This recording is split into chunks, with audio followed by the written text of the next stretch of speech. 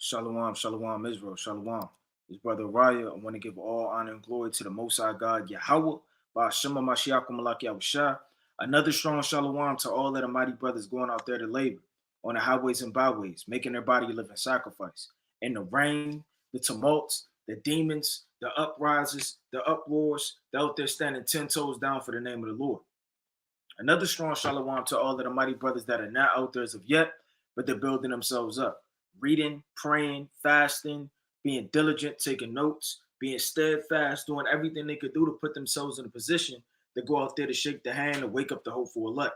Another strong shalom to all of the mighty sisters, the akwaf out there, that actually sincerely reverence their husbands, being teachers of good things to the children at home, being quiet, shamefaced, submissive, loving, steadfast, cooking, sewing, cleaning, doing all of the righteous acts of our foremothers on fire for the Lord. Another strong shalom to all of the mighty Akwaf that is in this thing that is not married as of yet, but is remaining shamefaced, on fire, and doing everything they could do to magnify the ministry. Another strong shalom to all of the children in this thing, abstaining from all lust, concupiscence, and peer pressure, standing 10 toes down for the name of Yahweh Shem Yahushua. And last but not least, another strong shalom to the whole entire nation that's reading, praying, fasting, doing everything they can do, leading up to the Passover to be on fire, as well as every single day through the Spirit, making their body living sacrifice, man. Through the afflictions, the turmoil, right? Doing everything they can do, right, for the kingdom of heaven. Right, this is going to be a live quiz through the Spirit. So there's going to be an interaction. So if I ask a question, brothers and sisters, they got to put the answer down in the chat. Right, this is going to be a live quiz. We're going to go over prophecy, Lord willing, a couple of parables, common knowledge. Right, we're going to go over a couple things through the Spirit, but this is going to be an interaction. Right, let me share my screen. Real fast through the Spirit. Right. We're going to dive straight into it. Give me a strong con if you can see the screen. All right. Let me get a strong con if you can see the screen. All right. Figure out the matter. All right, we in it. All praise to the Most High. All right, I'm going to start off with the mighty book, right, of Ezekiel. Let me get this quick precept in Ezekiel. This is the book of Ezekiel, chapter 17, in verse number 2. It says, Son of man, put forth a riddle and speak a parable unto the house of Israel. So the Lord is with parables, man. He's with similitudes, allegories, mysteries. He's with things that are not hidden, you understand, right before your eyes. So the Lord, he wants you to dig out and find out a matter. It's the book of Hosea, chapter 12, verse number 10. I have also spoken by the prophets and have multiplied visions and used similitudes by the ministry, right, of the prophets, man. So the Lord is going to use who? The prophets, the men on the highways and byways, the elders, the apostles, shaking the hand, going inside of the scriptures, diving into all of the mysteries and similitudes and things that are not given freely, right, to them that are without. That's why the Lord spoke in parables so much, man. Right? Because he wanted those men to dive in and figure out the matter. All right, let's go to the mighty book, the first question. Let's go to second address. Right, like I said, this is going to be an interaction. So if you got the answer, put it down in the chat. Let's go to second address, the 5th chapter. The second address, chapter 5 and verse 4. It says, but if the Most High grant thee to live, thou shalt see after the third trump that the sun shall suddenly shine again in the night and the moon thrice in the day. What is this talking about? What does the Most High mean when he says, but if the Most High grant thee to live, thou shalt see after the third trump that the sun shall suddenly shine again in the night and the moon thrice in the day? What is this talking about?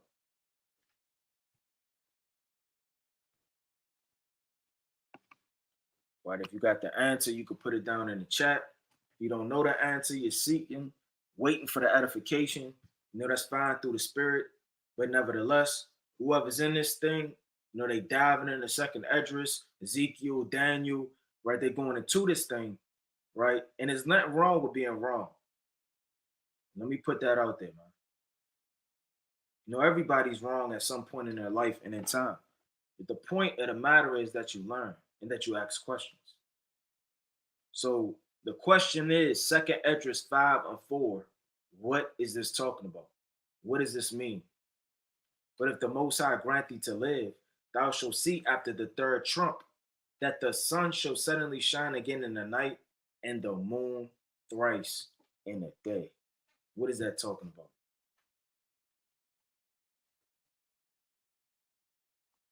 We got the first brother. It says, I bear witness. Is it talking about immortality? No, it's not talking about immortality. We got the first mighty soldier jumping out there through the spirit, man. It's not talking about immortality. What is this talking about? Because when you read Second Esdras, the 5th chapter, you got to see it goes in, it goes out of time, right? Second Esdras, I mean, that's one of the deepest books in the whole entire scriptures. And it was going into a lot through the spirit. But what is that talking about? I'm going to read it one more time before we go over the answer. It's the book of Second Esdras, chapter 5:4.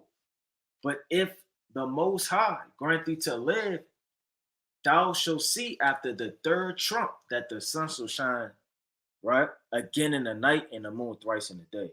Okay, you got Abadya. It says, in the last days, if the Most High have mercy on you to live past the third trump, understanding and wisdom and faith will come back to you. Isaiah chapter 60 and verse 19. Let's get the book of Isaiah chapter 60 and verse 19. It's the book of Isaiah chapter 60 and verse 19, and it reads, it says, the sun shall be no, the sun shall be no more thy light by day, neither for brightness shall the moon give light unto thee, but the Lord shall be unto thee an everlasting light, and thy God thy glory. Right, that's a fire precept, man. And we're going to dive into it. Let's go to Isaiah chapter 60 and verse 1. It says, arise, shine, for thy light is come. What is that talking about? Let's go back to Second Esdras. Let's read this. It says, but if the Most High grant thee to live, because all hell is going to be breaking loose on the earth. There's going to be famines and pestilence and violence and wild beasts changing their habitations. So it would be damn near impossible if you even live to see these times, man. Because a lot of people think they're going to see Yahweh Shai in the air. And it's just going to be extremely easy. And everybody's just going to just behold the Lord, man. Right? Let me get this quick precept. I want to go to the book of Second Esdras. Right? Because it's going to be a miracle for you to see the Lord. You're going to have to predestine and be predestinated to see Yahweh Shai in the air. Let's go to the book of Second Esdras, right? Chapter 13 and verse number 24.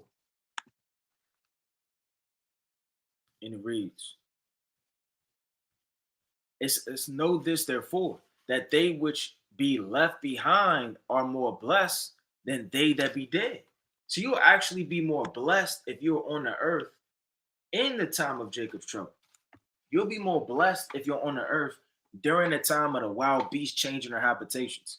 You'll actually be more blessed of a soul and spirit if you're on the earth during the first, second, third, fourth, all the way till you get to the seventh trump.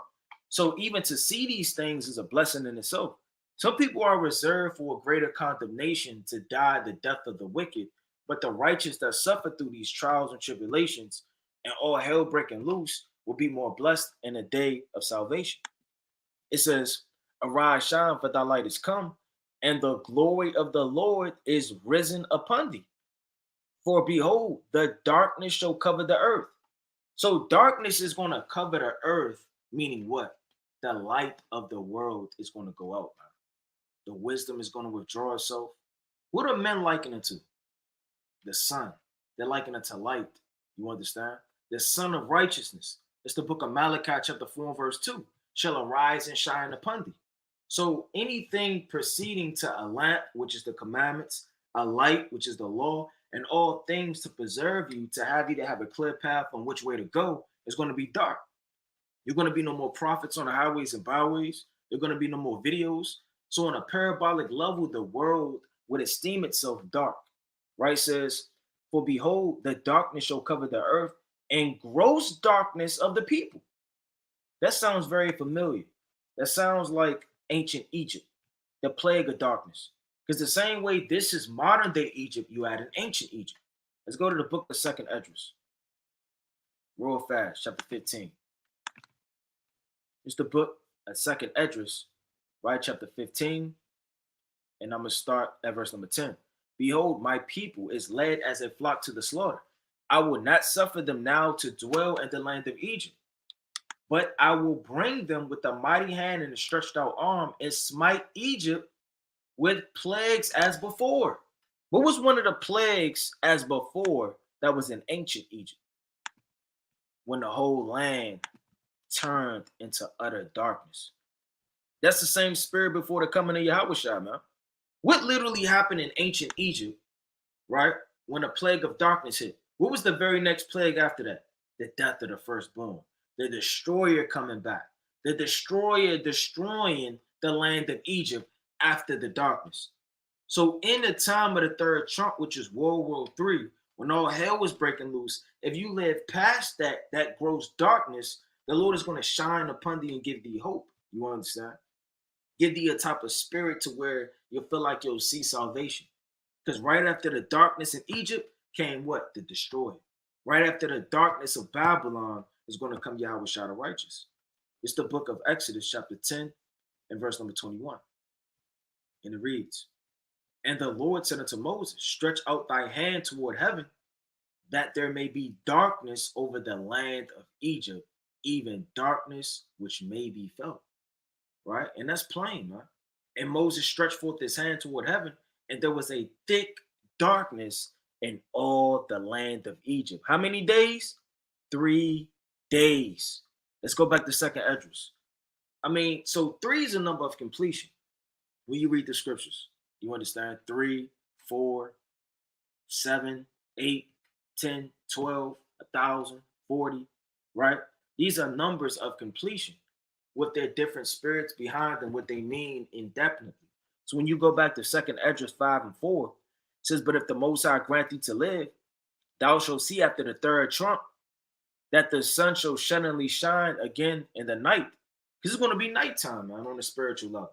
Did not the Lord say in the book of Song of Solomon, the 2nd chapter? Let's get it.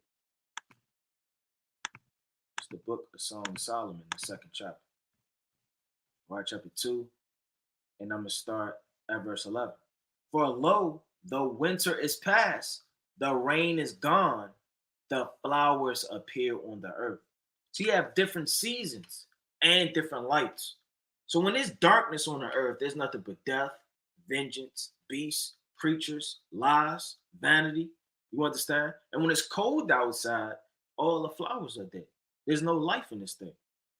It says, and the voice of the turtle is heard in our land. Now, we're not going to read all of this, but nevertheless, when you're going into that, that's going into what? Spring. And what happens during spring? The sun comes up. The sun shines. So, I mean, these scriptures are very, very deep and poetic, and they're parabolic, and you have to have the precepts that go into it. Let me get one more precept on that, and we're going to go to the next question. Let's go to the book of Ezekiel. Right, chapter 32. It's the book of Ezekiel, chapter 32, and I'm going to start at verse 7. And when I shall put thee out, I will cover the heaven and make the stars thereof dark, and I will cover the sun with a cloud, and the moon shall not give her light. So the Lord said, when I put you out, when all hell breaks loose, hey man, I'm taking this whole thing out. There's going to be utter darkness upon the earth. Right? All right, let's go to another question. Let's go to the mighty book of Mark. Right? Let's switch it up through the spirit. Let's go to the book of Mark, chapter 2, and verse number 26. And it reads, how I'm gonna start at verse 25. And he said unto them, have ye never read what David did when he was in need and was in hunger, he and they that were with him? How he went into the house of God in the days of Abiathar the high priest, and did eat the shewbread, which is not lawful to eat, but for the priests, and gave also to them which were with him. Now, why does it say in Mark that he went into the house of God in the days of Abiathar if he went into the house of God in the days of Abimelech? Why is it saying this? Did Mark go off? Is this a contradiction? What's going on? If somebody were present this to you and they were an Egyptologist or an atheist or a man of no understanding sent down to scoff the words of life, how would you be able to defend and go against that foolish understanding? Or would you say, well, I don't know. What would you say? Let's read verse 26. How he went into the house of God in the days of Abiathar. Now, let's see if it was in the days of Abiathar specifically. Let's go to the book of 1 Samuel, chapter 21. It's the book of 1 Samuel, chapter 21, and verse number 1. Then came David to Nob to Abimelech, right? The priest. And Abimelech was afraid at the meeting of David and said unto him, why art thou alone and no man with thee? So why in the original text, when things were going on, is saying it's Abimelech, but Mark, he's saying that it's Abiathar. Okay, a brother says, endure all things 7. Abiathar is the Greek name of the Hebrew word Abimelech. Well, let's find out. All right, it's not, but let's find out for edification's sake. Mark chapter 2. And let's go to verse 26.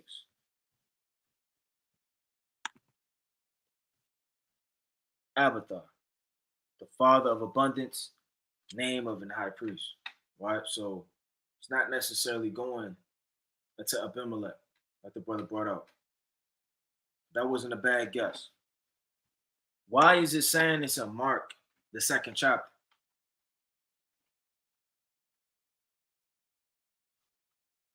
If somebody were to ask you, how would you break that down? All right, another brother says no contradiction. Abiathar was the next in line, since he was the son of Abimelech. Abimelech was put to death by Saul, so that position was translated to Abiathar. No, I wouldn't say that, King. I wouldn't say that. That wasn't a bad guess.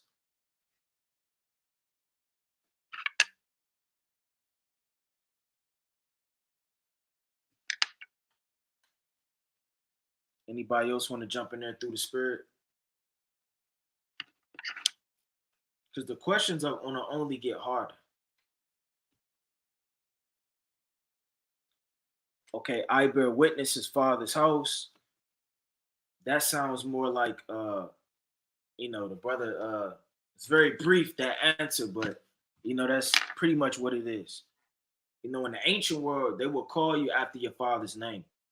So literally, when you go into it, it says how he went into the house of God in the days of Abiathar the high priest. Now, that was his father. Let's go to the book of Genesis, chapter 26. Because they used to call you after your father's name.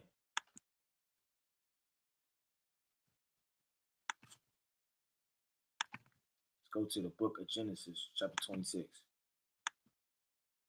Like the scriptures may say, David did this or David did that, but it was really, his descendants. Let's go to the book of Genesis, chapter 26, and verse 18. And it reads, it says, and Isaac digged again the well of water which they had digged in the days of Abraham his father. But the Philistines had stopped them after the death of Abraham, and he called their names after the names by which his father had called them. Right? So you were called literally by the name which your father would have called. So you could be literally named the son of David. You could be named somebody could call you by your father's name. So in the scriptures, when you read this, it's not a mistranslation. It's not off. That's just the old lingo and how they used to speak in the ancient world. So it's nothing that was translated into the Greek or the Hebrew or a mistranslation. You know, Mark would speak a little bit different than Matthew. Matthew would speak a little different than, you know, John. John would speak a little different than Luke. So all of these different men, they were breaking things down the same in the same spirit, but they would use different terminology. Let's go to Isaiah, the mighty book of Isaiah, because there's a lot of controversy on this precept, but we're going to break it down through the spirit and power of Yahweh Bashim Yahushua, the righteous. Let's go to the book of Isaiah, chapter 65 and verse number 20. What does this precept mean? And there should be no more thence an infant of days, nor an old man that have not filled his days, nor the child.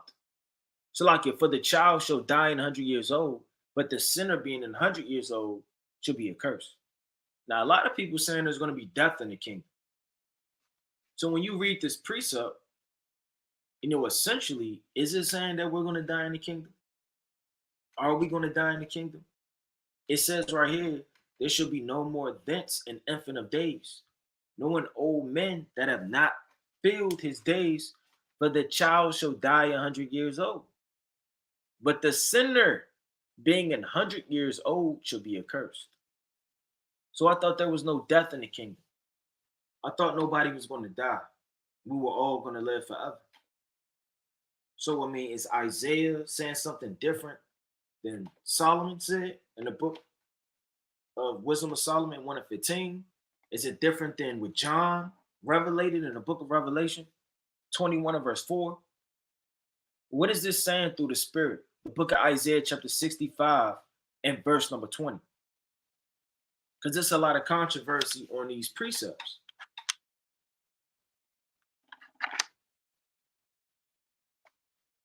Isaiah chapter 65 and verse 20. Somebody got to break that down. What is that talking about? What does that mean?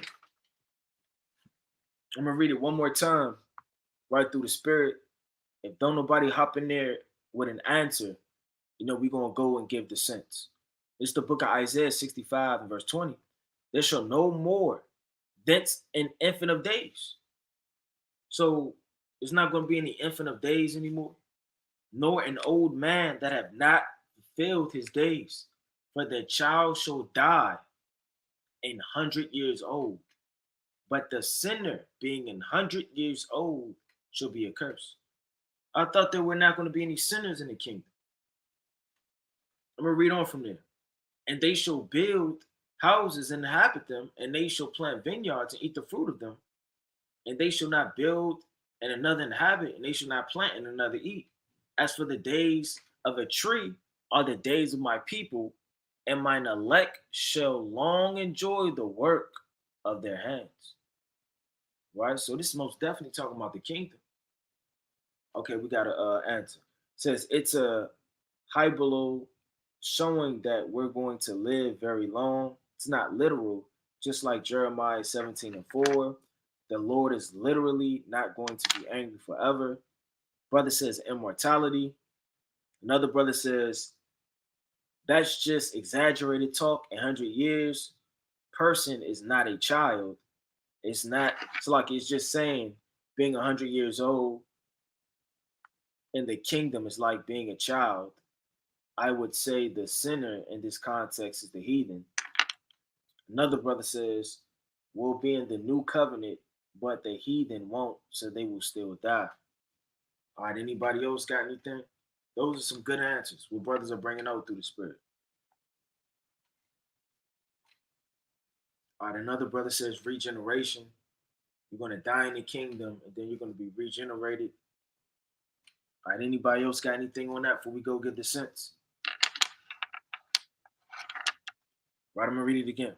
It says, there shall be no more thence an infant of days. What is that talking about? Let's go to the mighty book of Job.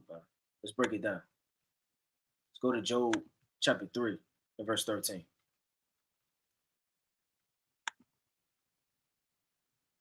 All right, another brother said when you get the laws and your inward parts. It's the book of Job chapter 3. I'm going to start at 12. It says, why did the knees prevent me? Or why the breast should I suck? For now should I have been laying still and been quiet. I should have slept, then had I been at rest. So Job is saying through the spirit, right? When I'm gonna start it on verse 10. Because it shut not up the doors of my mother's womb, nor hid sorrow from my eyes. Why die I not from the womb? So Job is saying he's getting so much afflicted. Why didn't he die from the foundation before he even came out? So that he can go back to the third heaven. Why did he even come out? Why did I not give up the ghost when I came out of the belly? So you had, certain things that were going on in the ancient world where you would die, just like today. It's the same spirit. Why did the knees prevent me? Or why did the breast that I should suck?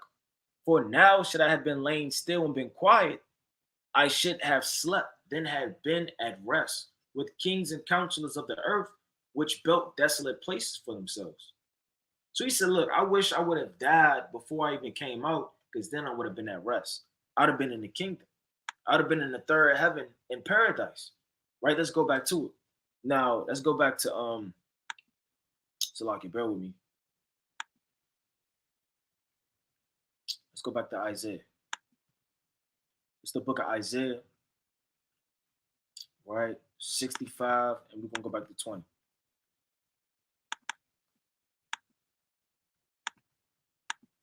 And it reads,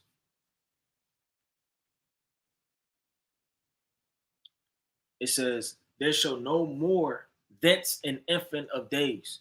Meaning in the kingdom, you're not going to have an infant that dies before its time. Like now. The Lord said, let's go to the book of Job again. It's the book of Job, chapter 4, and verse number 7. It says, remember, I pray thee, whoever perished being innocent, or where were the righteous cut off? So the Lord said, whoever died being innocent, anyone that ever got put to death or perished at an unforgivable time, whether they were 3 years old, 11 years old, they got hit by a car, they got hit by a stray bullet. And the Lord said, man, whoever perished being innocent. Now you have precepts like Salaki Wisdom of Solomon in 3rd chapter, 3 all the way down to 5 in the book of Isaiah 57, where the righteous are taken away from times to come, like Enoch, you understand, like Elijah. But nevertheless, those men are 1 out of 1,000. It says, remember, I pray thee, whoever perished being innocent. So if you perished in his life, hey, the Lord took you away, man. Your judgment came to play, whether that be of your past life, whether that be something you did in this life. So the Lord said in the kingdom, there shall be no more thence an infant of days. Meaning he's not going to literally die, or he's not going to be put to death, an infant of days, nor an old man that have not filled his days. Because you have certain men, they may be older, but they didn't fulfill all the days of their life. Now, you may be 60 years old and die. You may be 70 years old and die. And the Lord said in the book, matter of fact, let me get this and get this quick precept. So bear with me. Get this in Joshua. So yeah, older men that was old, hey, but those men, they was on fire, man. They was fighting. What about Caleb in the scriptures?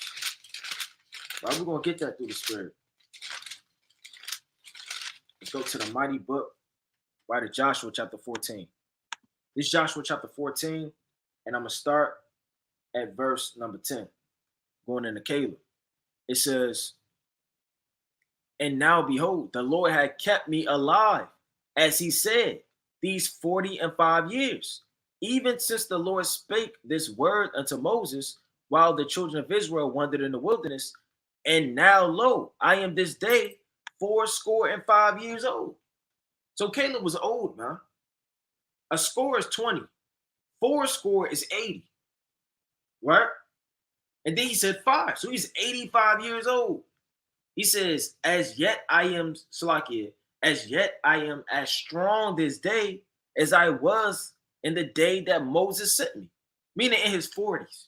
He was just as strong in his 80s, damn near 90s, than he was when he was in his 40s, man.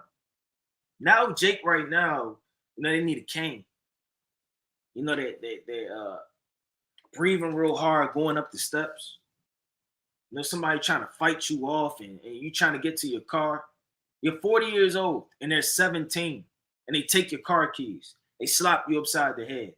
And then they go on a nice drive, man, to God knows where. Hey, the Lord said in the ancient world, men were actually strong. They fulfilled their days on the earth. Hey, David, he was an elder man. You understand when you read the book of First Kings, the first chapter. He died of old age and good old age. Job died at good old age, saying his generations fulfilled, right? Hey, Caleb died of good old age. So in the ancient world, that was a very mighty thing, like Moses. When you read the book of Moses, right? So like the book of Deuteronomy 34 and verse 7 all the way down. Let me get that precept next. It says, verse 7, as yet I am strong this day as I was in the day of Moses sent me, as my strength was then, even so is my strength now, for a war, both to go out and to come in. So imagine an 85-year-old man going to war, man. Let me pull this up. What an 85-year-old man looks like.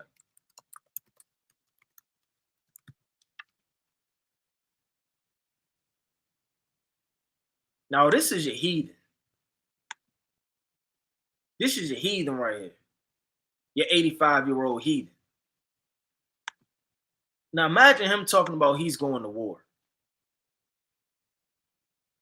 Imagine him saying he's strong as he was in the days of Moses, which was 40 years ago, when he was in his 40s. So a lot of these older men, we can put to flight, man. So when the Lord said, I'm gonna go back to Isaiah, it says that have not fulfilled his years, because you're gonna be old in the kingdom.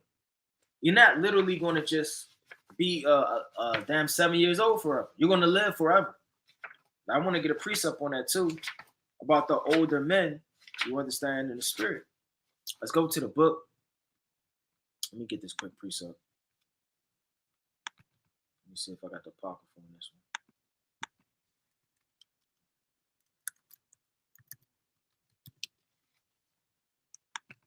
Let's go to First Maccabees, right? Chapter 14 and verse number 9, right? And it reads, it says, the ancient men sat at all in the streets, communing together of good things. So in the ancient world, you had the ancient men in the streets. That's how it's going to be in the kingdom. Because, I mean, essentially through the spirit, the more older you are carnally, doesn't bring you wisdom. It's more the experience you have.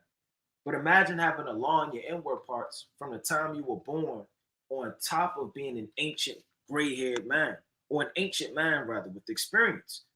It says communing together of good things, and the young men put on glorious and warlike apparel. Let's go to the book of Zechariah, the 8th chapter. It's the book of Zechariah, chapter 8, and verse number 1. It says, I'm going to start at 3. Thus saith the Lord, I am returned unto Zion, and I will dwell in the midst of Jerusalem, and Jerusalem should be called the city of truth, and the mountain of the Lord of hosts, right, the holy mountain. Thus saith the Lord of hosts, there shall yet old men and old women dwell in the streets of Jerusalem. It's talking about the kingdom. And every man with his staff in his hand for very age. It didn't say age, it said very age. Meaning we're going to be very old in the kingdom, but we're not going to be feeble. We're not going to look like this man.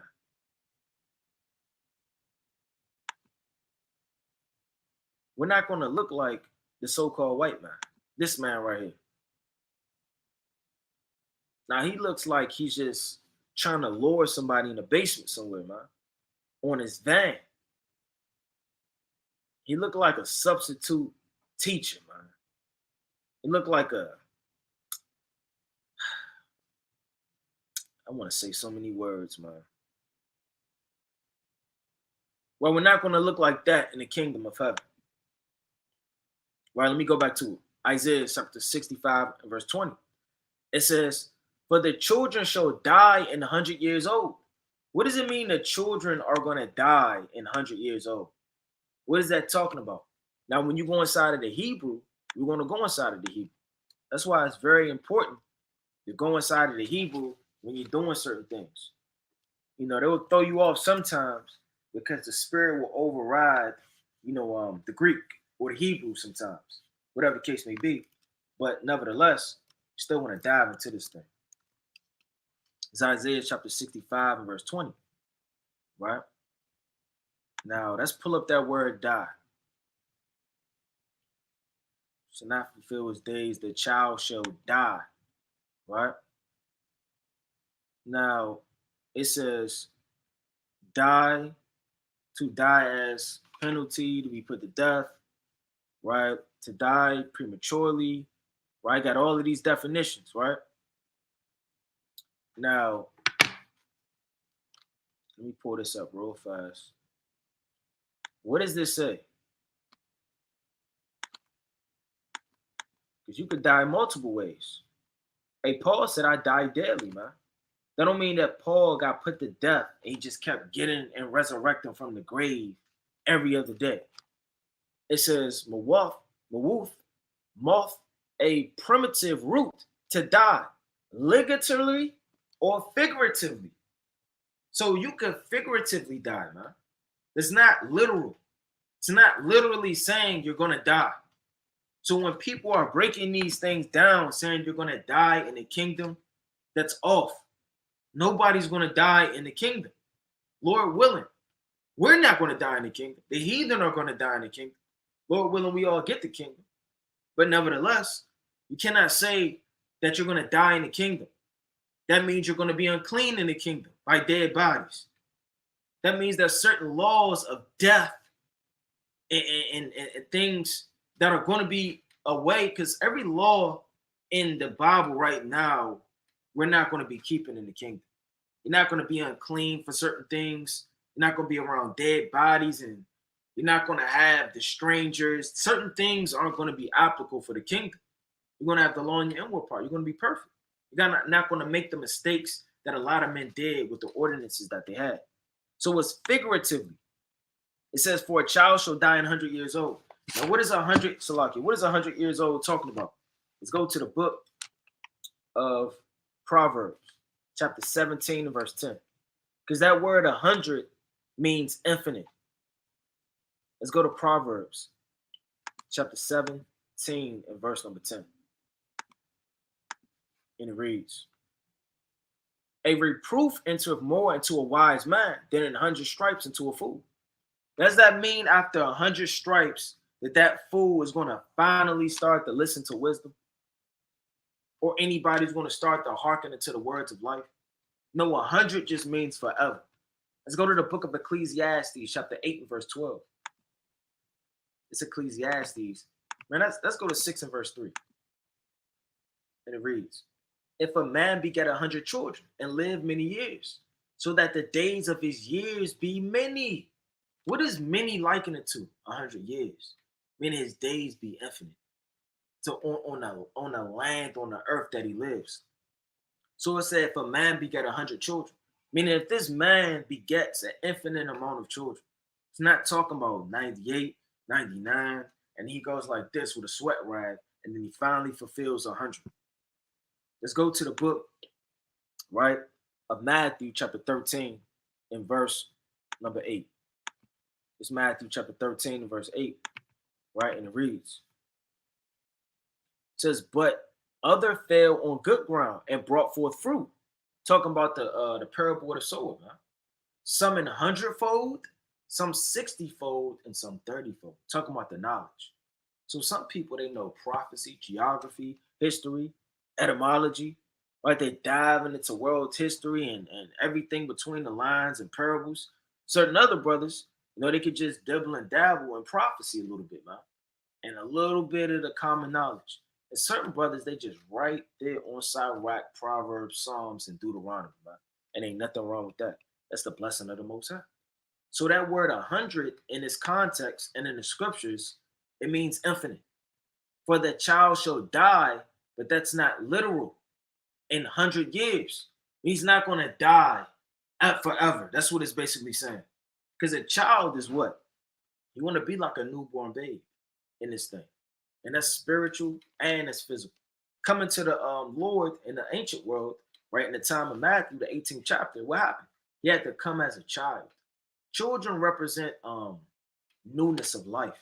When you go to the book of Job, chapter 33, it says, matter of fact, let's go to Job chapter 11. Let me get this quick precept on being a child and a baby and what that means to you spiritually. Right? It's the book of Job chapter 11 and verse number 14. If iniquity be in thy hand, put it far away, and let not wickedness dwell in thy tabernacles. For then thou shalt lift up thy face without spot, yet thou shalt be steadfast, right, and shall not fear. So the Lord is saying that what? If you put away iniquity, you're not going to fear, and your face isn't going to have any spots on it. Because thou shalt forget thy misery and remember it as waters that pass away. This is the point.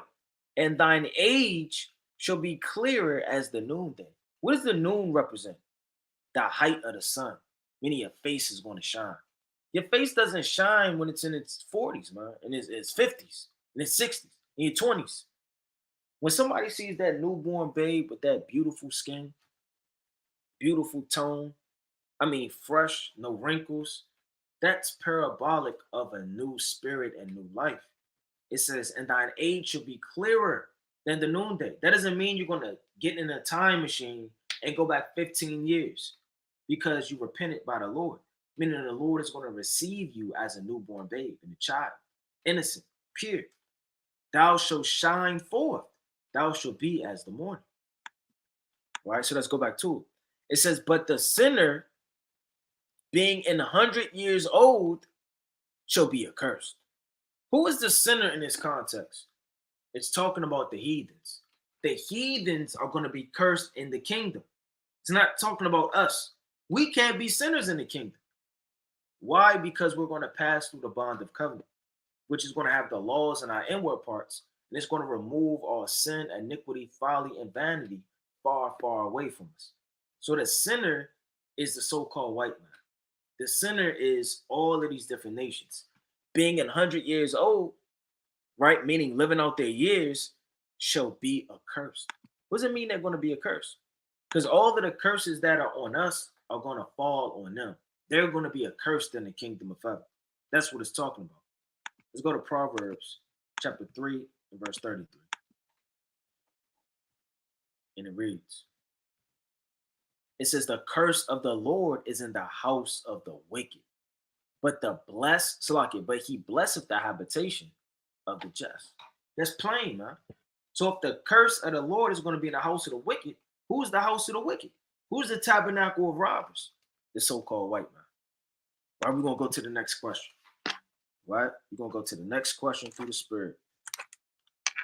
All right. The next question is, let me see through the spirit what we're going to dive into. Let's go to Isaiah chapter 56 and verse number 2. It's another controversy topic. That all men or everybody could be saved. Isaiah chapter 56 and verse number 1 all the way down.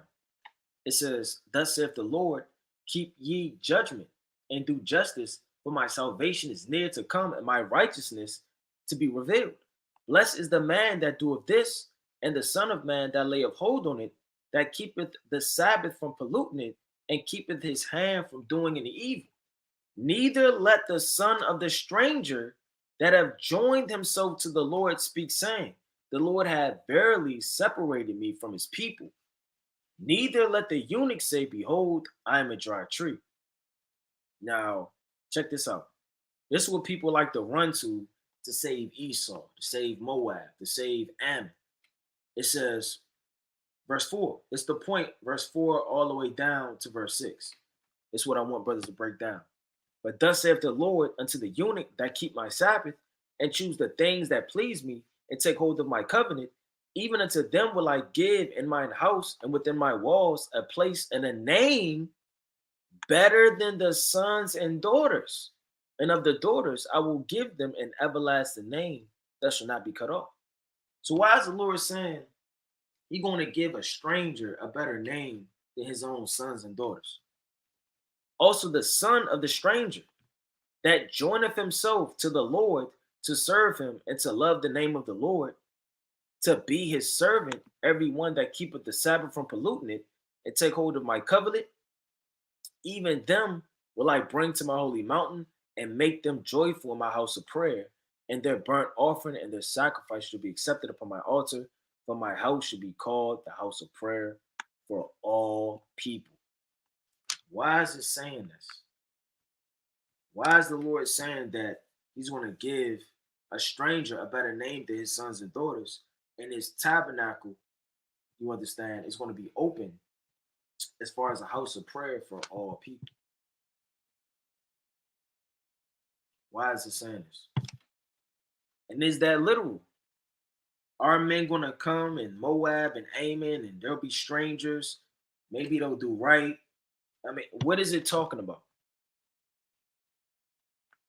What is Isaiah going into? In the book of Isaiah, chapter 56, right? 1 through 7.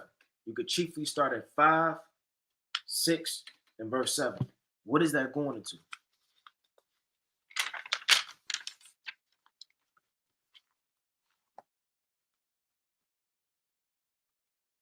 My brothers got to get in there through the Spirit.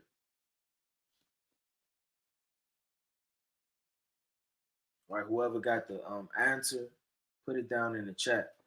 All right, you got a brother Contrail read, because we are like strangers unto our true heritage. Well, if we're like strangers, what does that mean? We're like strangers. Why are we called strangers? And how do you join yourself to the Lord? All right, another brother, Badia. The strangers are Israelites, First Peter 2 and 9, Leviticus 25:35. The eunuchs are Israelites, Acts 3 and 30, Daniel, Matthew 19:12. A certain men were cut off from Israel due to certain blemishes, Leviticus 21 and 18. That's a very solid answer, right? So, like the brother was going out, bringing out with all of the mighty precepts, we're going to read this, but we're not going to get up a million precepts. Right? It's going to turn into a breakdown. I'm going to read it fast, and I'm going to break it down fast through the Spirit. It's the book of Isaiah 56 and verse number 2. Blessed is the man that doeth this. So what does it mean, blessed is the man? You can't be blessed unless you're an Israelite. Brother, you're stretching it, brother. I wouldn't say that, brother. Well, brother, we're going to prove it, man. Let's go to the book of Isaiah, chapter 56. Now, what does that word blessed mean? Let me scoot this back a little bit so I can bear with me.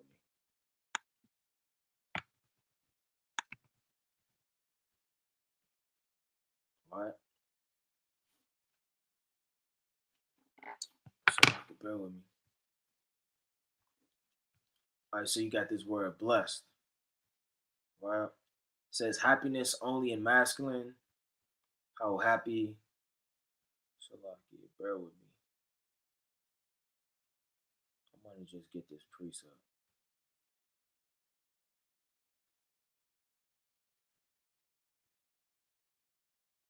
So we're saying happy. Happy. Going into the word happy. Right? Blessed. Blessed is the man unto whom the Lord imputeth not iniquity, in whose spirit there is no guile. Right? So it's going into the word happy, it's going into blessedness. But let me get this quick precept. Let's go to the book of Psalms, right? Chapter 65 and verse 4. This Psalm chapter 65 and verse number 4. And it reads, Blessed is the man whom thou choosest and causes to approach unto thee, that he may dwell in thy courts. So the Lord has to choose you for you to even be blessed. Nobody can just say, I'm blessed. The Lord has blessed me. Yahweh Shai has blessed me. You can't say you're blessed. Because truly, when you're blessed, the Lord has chosen you, which makes you happy because his light shines upon you. Meaning you have wisdom, knowledge, and understanding that can't be bought or can't be measured. You understand? It said, Blessed is the man whom thou choosest and causes to approach unto thee. So the Lord draws your spirit to approach unto the Lord. You know, this is not grandma's Jackson's time to come to the Lord, man. And 87 years old, she slides up to the altar as they play the organ, man. And you choose the Lord. It says that he may dwell in thy courts. We shall be satisfied with the goodness of thy house, even of thy holy temple. We should be satisfied, meaning we're going to be what? Joyful. We're going to be glad, like the word bless means. We're going to be turning up in righteousness, right? By the Lord choosing us. So even when you go into these words, blessed is the man, that's a straight cut right there. Because the Lord has to literally choose you for you to be blessed from the foundation of the earth. And blessed really means Barak. Barak means to bow too. So if somebody says you're blessed, meaning people will bow to you. It says, Blessed is the man whom thou, Salakia, that doeth this, and the Son of Man that layest hold on it, that keepeth the Shabbat from polluting it, and keepeth his hand from doing any evil. Neither let the son of the stranger. Why does it say the son of the stranger? Because let's go to the book of Ruth. Let's dive into it. So you will have sons of strangers. I literally am a son of a stranger, man. I didn't know America. We're all sons of strangers. Our forefathers were our physical fathers, right? They were calling themselves Negroes, man, and African Americans and Americans. So we're literally a stranger in a strange land and the descendants of strangers. Let's go to the book of Ruth, chapter 1. Matter of fact, I'm gonna get this other quick precept too. But I'm gonna get Ruth first. Right? Let's get the mighty book of Ruth, chapter 1, and I'm gonna start at 19. And it reads, it says, So they two went until they came to Bethlehem. And it came to pass when they would come to Bethlehem that all the city was moved about them. And they said, Is this Naomi? Why are they saying it like that? Because Naomi's a stranger at that point. Is this Naomi coming back into town? Girl, where you been at? I haven't seen you in I don't know how long. And you may visit your grandmother after college or after high school and haven't seen her because she lives in Jamaica. And now you got a little stubble on your mustache. You got a little beard. Or you may have a full-fledged beard, man. You may have had dreads and you cut them off. Somebody kind of looking at you like, is that you? Right? It says, and she said unto them, Call me not Naomi. Because where did Naomi dwell when you read the book of Ruth, the first chapter, that started the first verse? Now it came to pass in the days when the judges ruled that there was a famine in the land, and certain of the men of Bethlehem, Judah, went to sojourn in the country of Moab, he and his wife and his two sons. So as they went to Moab, what happened to them? They were looked at as what? As strangers. Now, what did David say about himself? David called himself a stranger in the spirit. Let's go to the book of Psalms, chapter 39 and verse 12. It says, Hear my prayer, O Lord, and give ear unto my cry. Hold not thy peace at my tears, For I am a stranger with thee and a sojourner as all my fathers were. So he's saying all of my father. I mean, essentially, we're all strangers. You're in Jamaica, you're in Africa, you're in America, you're in Bolivia, you're all throughout the earth, sort of journeying around. We're lost. We're in these different lands, just trying to make our way back home in the wilderness. So when it says, neither let the son of the stranger, what are descendants of strangers that have joined himself to the Lord? So you may join yourself to the Lord after being afar off for a long time. Speak saying, the Lord have utterly separated me from his people. You can't say that, man, just because you don't know the heritage.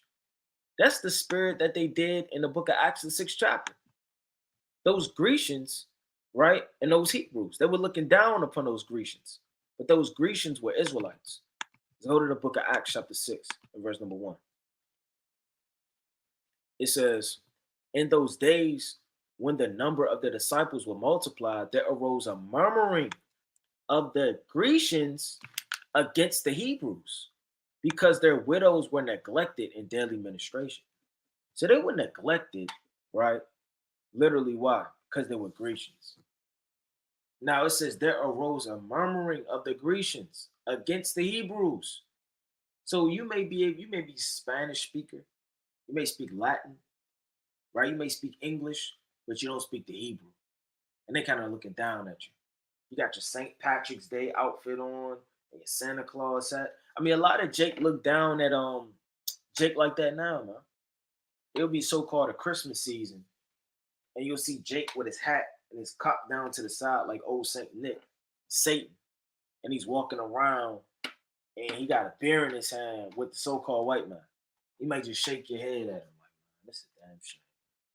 You look down at him. That's the same spirit they had in the book of Acts, man. So you can't say that in that day when you join yourself to the Lord. Neither let the eunuch. Why is he a eunuch? Because you have multiple ways in the ancient world to make yourself unclean or to be a stranger. That should be another question. I mean, we literally, I'm not going to give them all away. I mean, that was one of the questions. But this is one of the questions right here, man. A eunuch. Now, what is a eunuch? Like the brother brought out in Matthew, what was that, 19 and 12? Right there at the book of Deuteronomy, chapter 23 and verse 1. Yeah, very amount of precepts about eunuchs. Now you can make yourself a eunuch for the kingdom of heaven's sake, you understand? Or you could be born a eunuch or be made a eunuch, meaning castrated from your male member. Or make yourself a eunuch, meaning you don't deal with a woman and you keep yourself virtuous until the day of the Lord. Behold, I am a dry tree. Meaning you can't say I'm a dry tree if the Lord rains upon you and gives you knowledge and draws you to him and brings you to life. Right? Now, let me read on real fast.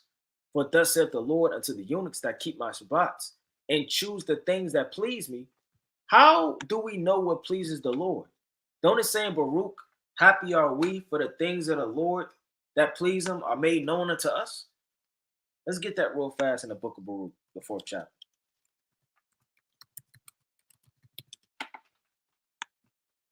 Because how do a stranger even know what pleases the Lord, man? It says, O Israel, happy are we, meaning blessed, for the things that are pleasing to God are made known unto us. So it's no way in the world that this stranger could know what pleases the Lord except he was an Israelite, except the Spirit tapped in and made intercessions. Now, you may say, well, if you're a stranger, how would you know what pleases the Lord if you were in America for 35 years? Well, the Lord taps into your spirit. That's the book of Romans, the 2nd chapter. Let me get this real fast. And he'll make you keep the commandments and you don't even know. He'll put a spirit on you for you to keep it, the statutes, and have a mind to, and you won't even realize it because you've been naturally doing it. I mean, it's naturally in Jake's spirit not to eat meat with red meat. Just natural. It's natural to not want to be a homosexual. It's natural to do certain things because it's in our nature and our spirit to keep these laws. It comes natural. Now, when you rebel against it, like the Gillette commercial, or wicked woman, they want a smooth face, or You know it's wrong by nature, but you do it anyway. This is the book of Romans, chapter 2, right? In verse 14.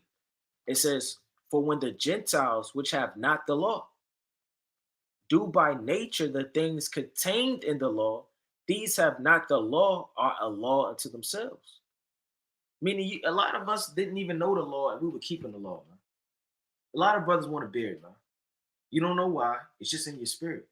A lot of brothers don't want to run from battle or run from a fight. And the Lord said, "Curse is he that keepeth his sword back from drawing blood." Man. Certain of these law being clean. You know, Esau, you got to push them and make them and throw soap and water. And then like this, like they getting burned. But Jake, you like the oil, you like to wash yourself. It's in our spirits, right? Let's go back to it. It says, "Sabbath and choosing the things that please me and take hold of my covenant," which was only given to Israel.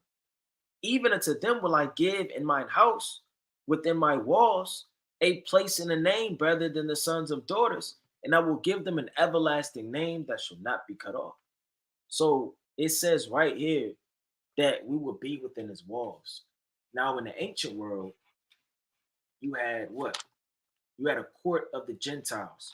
The court of the Gentiles, let's pull it up.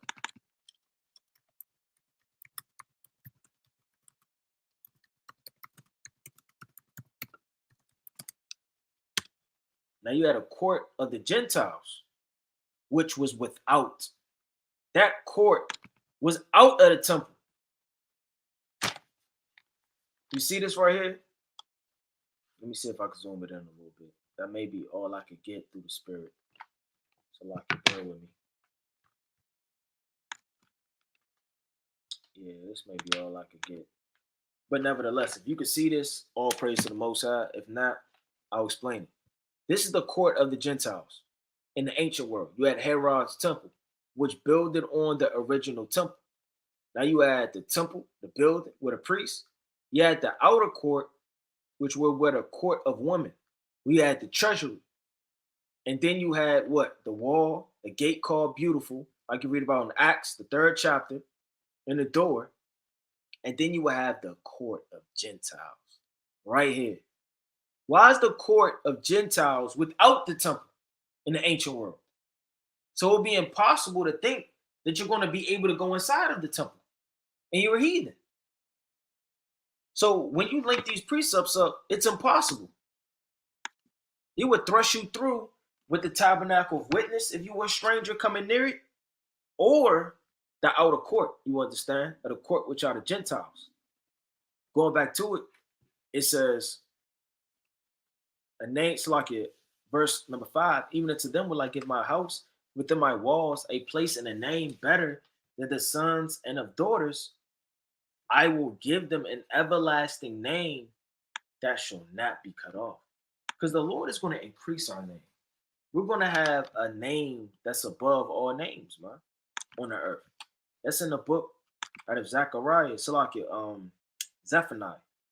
Let me get this quick precept, right? And then we're going to jump to the next question. I don't want to turn this into an in-depth breakdown.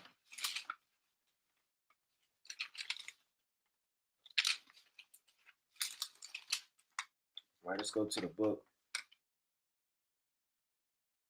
right, of Zephaniah 3.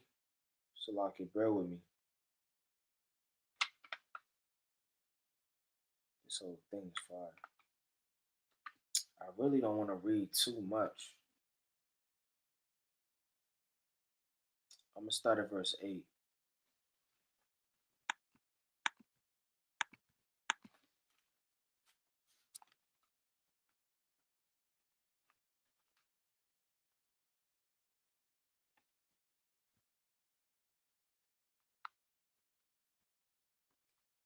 Salaki, bear with me.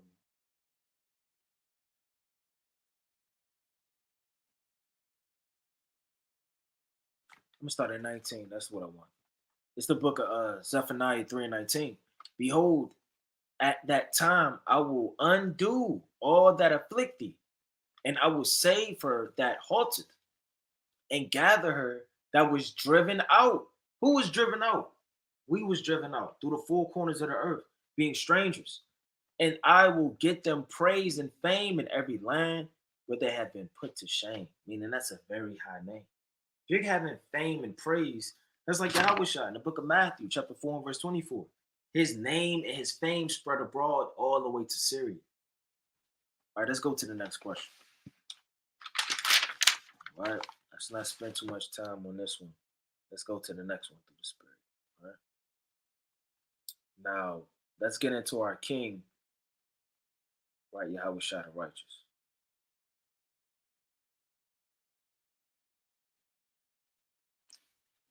Let me see.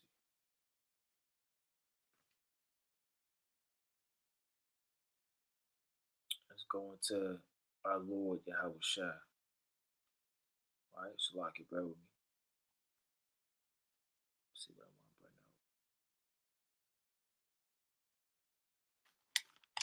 out. All right, next question. What Herod was during the time of Yahweh Shai's birth? What was the name of that Herod during the time of Yahweh Shai's birth?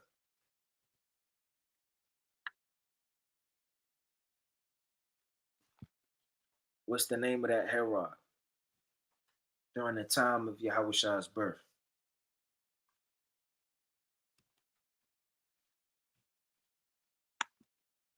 Let's go to the book of Matthew, chapter 2.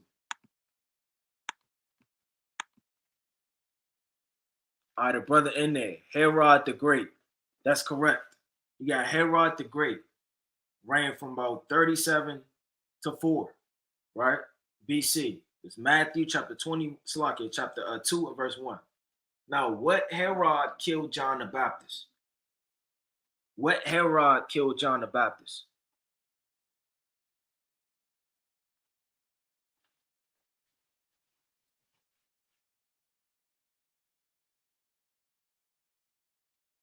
Which Herod was that? That killed John the Baptist. All right, the brother Abadye, Herod Antipas. That's correct. From about 4 BC to around 39. Right, that's Matthew chapter 14, verse 1, all the way to 12. What Herod ruled, right, when Yahweh came out of Egypt to Nazareth? What Herod ruled,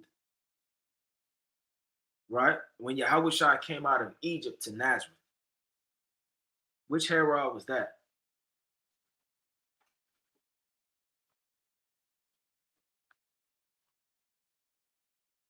All right, brothers are saying Antipas. Shalom to the mighty brother Judah Mannion in the building. Archelaus, exactly. Let's go to the mighty book.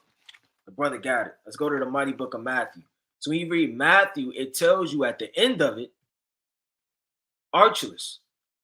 So when Yahweh was coming from Nazareth, right? Let's read it. Now we're not going to read this whole thing. That'd be a little much. But nevertheless, this is Matthew chapter 2 and verse 22.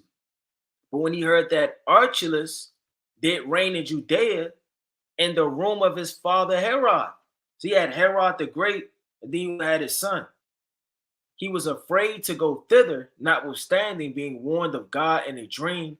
He turned aside into the parts of Galilee, right? And that was around 4 BC to about 6 AD, from the time of, Yahweh the righteous. What Herod killed James, the brother of John? What Herod killed James, the brother of John? In Acts chapter 12 and verse 1. What Herod was that?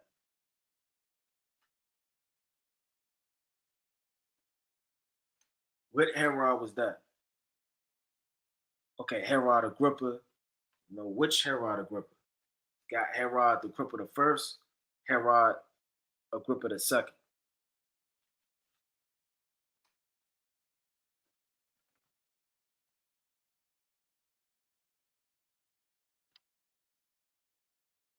My brother said the second. What say ye?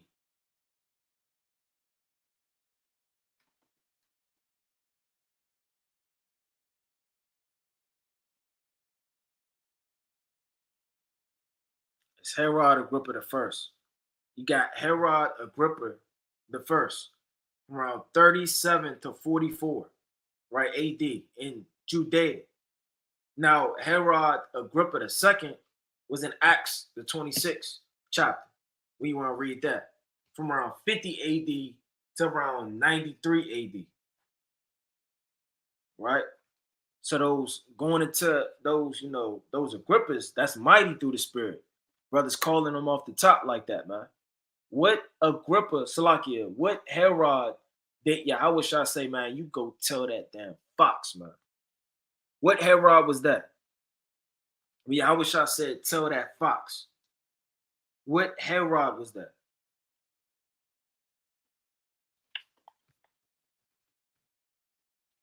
When Yahweh Shah said, you go tell that fox.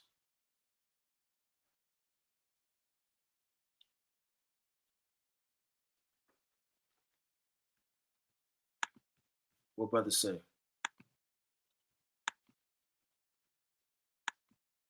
Herod Antipas. Khan. Herod Antipas. That was Herod Antipas. Right? The demonic Herod Antipas. All right, so let's go to Revelations, the 11th chapter. Now, there's a lot of backlash and back and forth with a lot of breakdowns on Revelations chapter 11 and verse 14, what this means. Right? It says, the second woe was past, and behold, the third woe cometh quickly. Right? What is this talking about? The second woe is past, and behold, the third woe cometh quickly. Is this talking about World War III is about to kick off? Is this, okay, the brother said, meaning the third trump is coming quickly.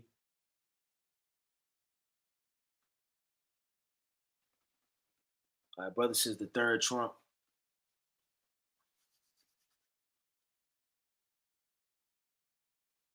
Woe means destruction. Second, con. Right, it says the second woe is past, and behold, the third woe cometh quickly. What does this mean?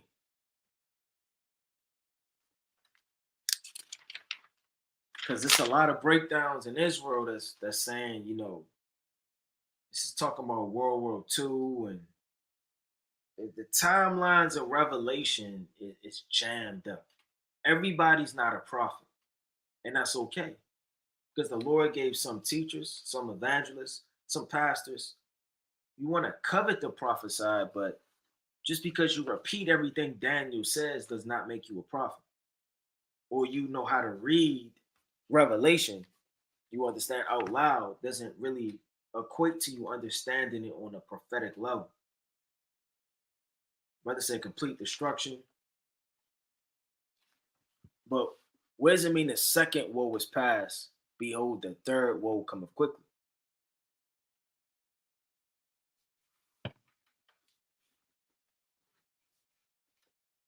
Why I said is it cometh quickly. Right? The second woe was past, and behold. Okay, let's go to Revelation. See, brother, put a precept in there. Let's pull that up. Right, it's the book of Revelation, chapter 16, and verse number 18. It reads, and there were voices and thunders and lightnings. There was a great earthquake, such as was not since men were upon the earth, so mighty an earthquake and so great. That's a mighty precept, right? But that's going to it. Let's go to Revelation, right, chapter 6. Because when you go into this right here, this is not talking about World War II, right? This is not talking about the third trumpet. This is not talking about certain things that may jam you up when you read this. Let's go to Revelation chapter 6 and verse, start at 12. Now, we all know you have the seals. The seals lead into the trumpets, for the trumpets to blow. It will be impossible for the trumpets to blow without the seals being fulfilled. It's the book of Revelation, chapter 6 and verse 12. And I beheld, and when the sixth, Salaki, when he had opened the sixth seal, and lo, there was a great earthquake, and the sun became black as sackcloth of hair, and the moon became as blood. So the sixth seal starts off World War III. From World War III and the sixth seal, the seventh seal opens up the first trumpet. Now, with the seventh seal opening up the first trumpet, let's go to Revelation, right? Chapter 8 and verse number 1. So you're going to have to follow this through the Spirit. Now, we know that World War III is already kicking off on the earth by the sixth seal. We're in the fourth seal, going into the fifth seal, which is approaching speedily. It's Revelations 8 and verse 1. And when he had opened the seventh seal, there was silence in heaven about the space of an half an hour. So what happens? And I saw the seven angels which stood before God, and to them were given seven trumpets. So we know when the seventh seal happens, it kicks off the first trumpet. Now, when the trumpets start to blow, let's go to Revelation chapter 9 and verse number 1. Right?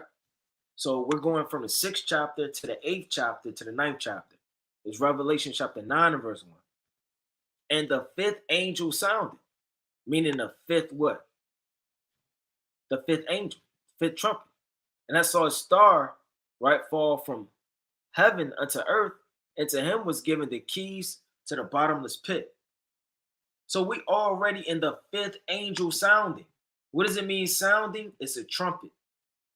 So the fifth angel is already the fifth trumpet. Now, when you jump down to the fifth trumpet, all the way down to verse 12, one woe is past. And behold, there come two woes more after. So from the fifth trumpet, it's telling you, man, that these woes, one woe is already passed. So we know that one woe can't equal one world war. The second woe is another world war. And the third war, so like in the third woe is World War III. That's madness. It's impossible. Because at this time, one woe is already passed. How would you be able with the first World War? Let's go to it. Let's pull up the history. Salaki. Now you have World War I. June 28th June 1914, man. So John is not prophesying about World War I. Because if that were the case may be, we will already be in the trumpets. And the last time I looked outside and took out the trash, I didn't see any bombs hit. It says, one woe is past, and behold, there come two woes, right? More after. So from the two woes thereafter, right? Let's read all the way down. And the sixth angel sounded. So from the sixth angel, you have what? One more angel that has the sound, which is the seventh angel, which is the battle of Armageddon. So when you go into these woes, you can't say, well, this is World War III, this is World War I, this is World War II. You know, this woe right here is in this trumpet. Then you have to follow it prophetically. You have to go to Revelation 6, Revelations 8, Revelations 9, Revelations 11, and simultaneously link them up through the Spirit. If you don't do that, you're going to get jammed leaning on your own understanding, right? It says, so like it's saying to the sixth angel, which had the trumpet, loose the four angels, which are bound in the great river Euphrates. Meaning loose them so they could go abroad to wake up the kings of the east to dry up the river for what? For the battle of Armageddon, which is the seventh trump. Because this is happening, the sixth trump that this is going to take place. Now, let's go back to Revelation chapter 11, and let's start at 14. Because when you start at 13, it's jumping in and out of time. It says this. I'm going to start at 11 and read all the way down to 14. And after 3 days and a half, right? When that's a whole different other breakdown, you know, Lord willing, we could dive into that soon, right? The spirit of life from God entered into them, and they stood upon their feet. Meaning what? Israel, the army. The breath of life has entered into us. Now we're prophesied this exceedingly great army. This is the same thing that Ezekiel saw in Ezekiel chapter 37. It says, and a great fear fell upon them which saw them. So Ezekiel, he saw all the way during the time, you understand, of the trumps. He saw all the way during the time of these different things. He saw an army. That army isn't necessarily just talking about you at camp. This army is in the day of the Lord, man. It says, and they heard a great voice from heaven saying unto them, come up hither, right? Meaning get it beamed up. And they ascended up to heaven in a cloud, and their enemies beheld them, right? Wisdom of Solomon, the 5th chapter. In that same hour, there was a great earthquake, and the 10th part of the city fell, and the earthquake were slain of men 7,000, a complete amount, 10 and 7,000. And the remnant were affrighted and gave glory, right, to the God of heaven. Now, if this the end all be all, and we're already beamed up, why is it jumping back out of town, Salaki, out of time, saying the second woe is past, right? And behold, the third woe cometh quickly, because it's jumping in and out of time. Now, from the second woe, so like from the first woe, we just read, that's the 5th seal all the way up. Then you had 2 more woes hereafter. Now, from the 15, it says, and the 7th angel sounded, and there were great voices in heaven. So, certain like the other brother brought out the precept in Revelation chapter 16, right? And 18 all the way down.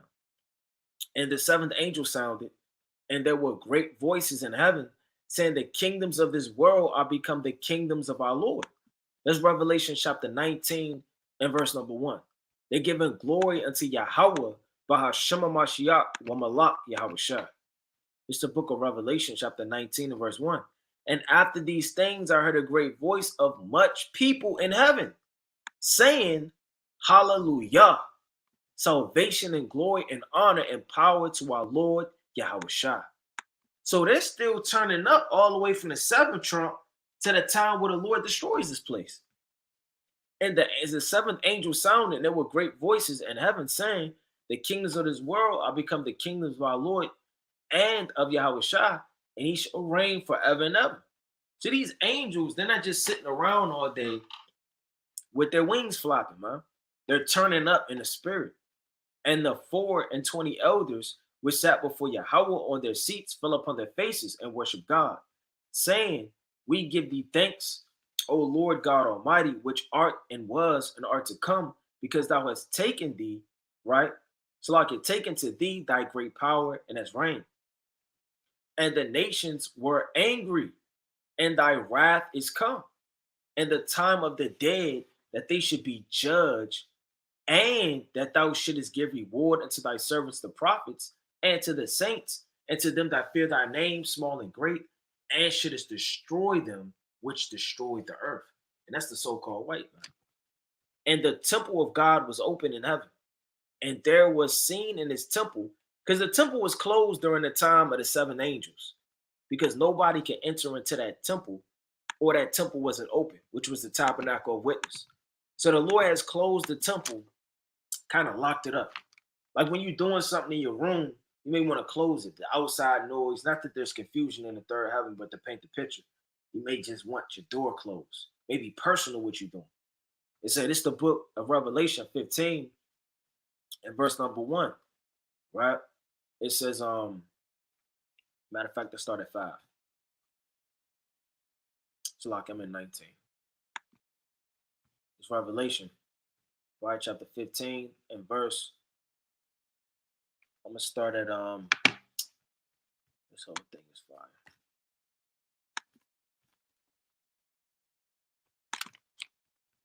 At 5. It says, and after that I looked, and behold, the temple of the tabernacle of testimony in heaven was open. So it had to immediately open up, and the 7 angels came out of the temple, having the 7 plagues clothed in purple and white linen, having their breasts girded with golden girdles. So they literally what? Had the door open for the 7 angels to come in. But once the 7 angels were in, that door was closed, man. Can't just be running in and out of the temple. The Lord is giving these plagues to be poured out on a spiritual level. Right now, we're not going to do an in-depth breakdown on the angels. We already did that through the Spirit of the Most High. We're going to go back to the book, right, Revelation, the 11th chapter. I want to read 19 again. And the temple of God was open, in heaven. It had to be open because the plagues had to be finished, meaning those woes had to be accomplished, which mean destruction. And there was seen in his temple the ark of his testament, and there were lightnings and voices and thunders, right? And the earth, Slaki, and an earthquake and great hail. So that's all spiritual, but it's physical too. And there were lightnings. The lightnings and the voices and thunders is the Most High and the angels. The thundering is the Most High speaking. The voicings, right, is going into the angels. The earthquake and great hail is going into destruction in World War III and the Battle of Armageddon taking place on earth, which is literally the last woe being literally done, which is total destruction. Now, I'm going to go to a next question. Let's go to the mighty book of Joel, right? For all of the mighty saints in this thing, man.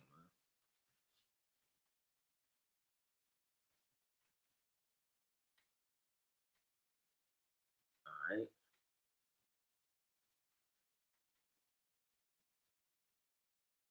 Let's start at let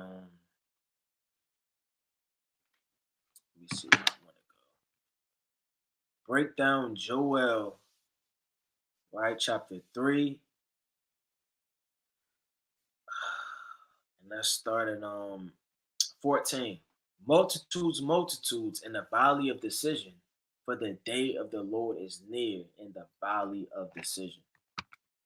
What is that talking about? The valley of decision. Where is that? Where is the valley of decision?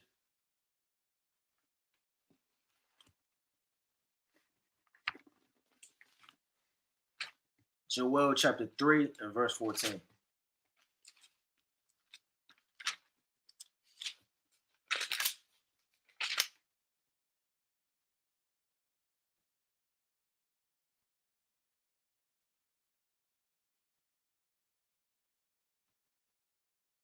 Right? Multitudes, multitudes in the valley of decision. What is that talking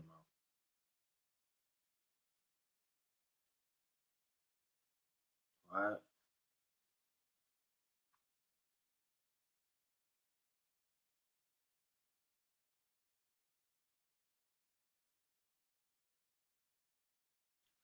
Our brothers are saying Yahweh Shaphat, valley of decision, but where is it?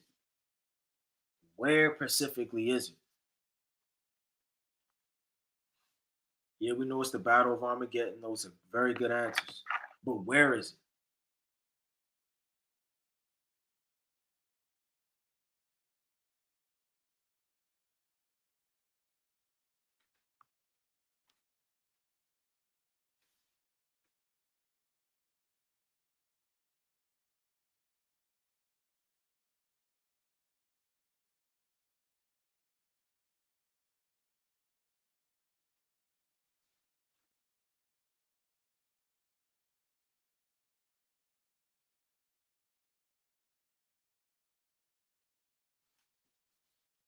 All right, it says where the Most High will plead with the nations near Israel, River Euphrates.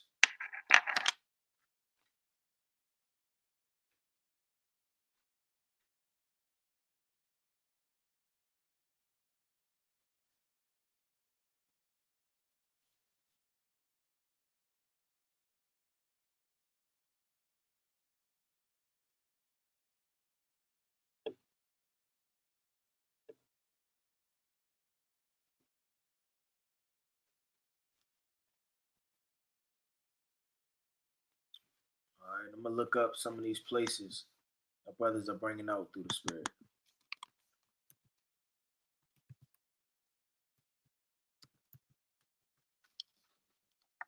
Brothers got precepts. They could bring out the precepts too. Okay, the brother said, by Mount of Olives, Zechariah 14 and 4. Yeah, let's go to it. There you go. Right, so when you read the book of Joel, the third chapter, right, this is predominantly picking up where the seventh trump is taking place. The valley of decision, Yahweh Shaphat, the end all be all. When the kings of the east and all of the princes and kings of the earth are going to come down in World War III for destruction, to be destroyed, essentially, by our Lord and King, Yahushua. Let's go to the book of Zechariah. Zechariah, one of the deepest books in the scriptures, man. You know, now I'm not going to break down the whole book of Zechariah 14, but I'm going to break down a little bit of it. It says, behold, the day of the Lord cometh. Now, Zechariah 14 has the same spirit that John had in the book of Revelation, because it jumps in and out of time. So you got to be careful when you read Zechariah. It's not going to all flow, in a time frame through the spirit. It's going to jump in and out of time. Behold, the day of the Lord cometh, and thy spoil shall be divided in the midst of thee. So the day of the Lord cometh, meaning he's prophesying from the time of Zechariah, right? All the way to he's saying that thy spoil should be divided in the midst of thee. Now, who's going to divide the spoil? We are, man. And it's going to go to a rightful inheritance and by lot to each one of the tribes what was stolen. And we're going to take it back from these nations of Esau, these cliffs, these underground bunkers, right? These caves. And I will gather all nations against Jerusalem to battle. And the city shall be taken, and the houses rifled, and the woman ravished. So the Lord said, hey, these heathenistic women, they're going to get ravished, man. You think you done seen us getting ravished? Hey, man, people, hey, Jake going to grab these women, tackle them down, ravish them up. That's not talking about you're going to just rape them in public, man. That's not what that's talking about. Well, let me go into that word for Jake get simple. Right, you're going to have a whole army outfit on, ready for war, and you think you're going to get your rocks off in the middle of the field. Right? Salaki, what was that at? Yeah, we had verse 2. Now let's go into that word. But you have to have sense when you go into certain words. 2.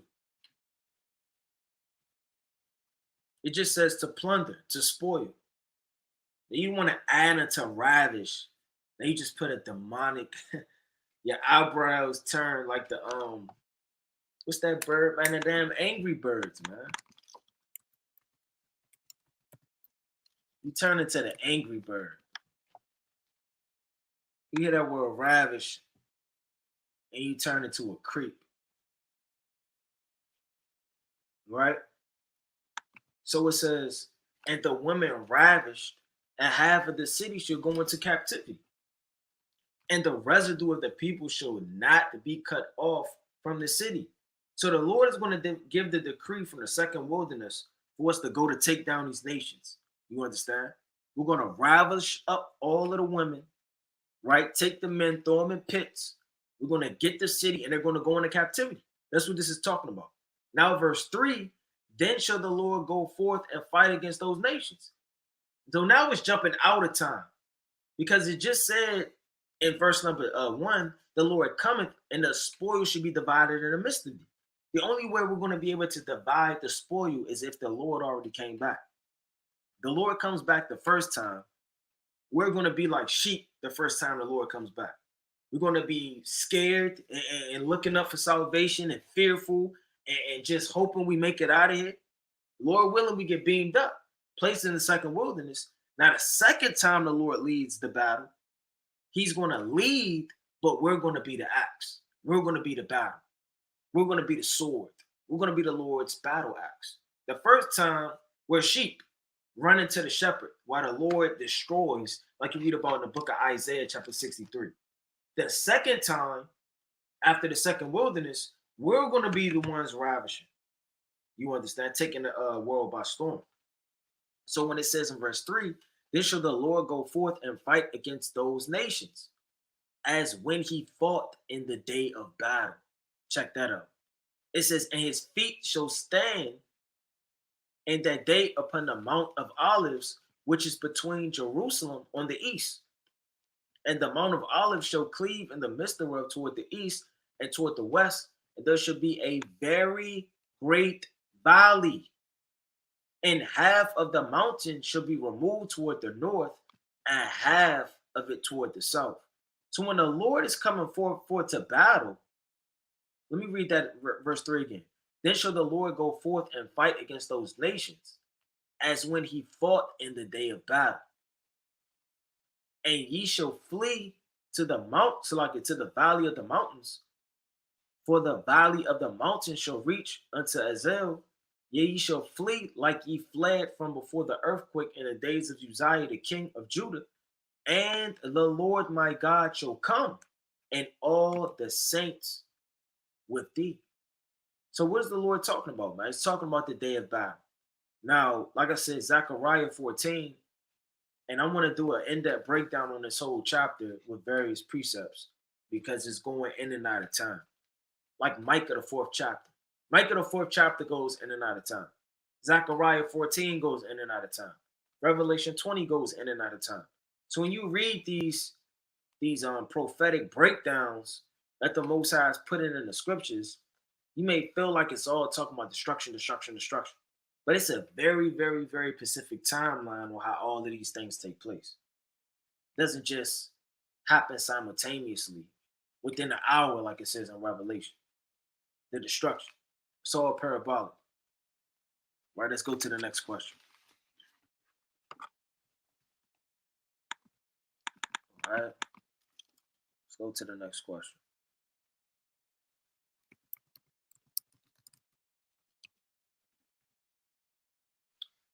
Now, when you type in the Persians, it says that the Persians are an Iranian ethnic group. Now, are the Persians Iranian? Are the Persians, you know, East Indian? Who are the Persians and the Medes? Who are these people? Who are the Medes and who are the Persians?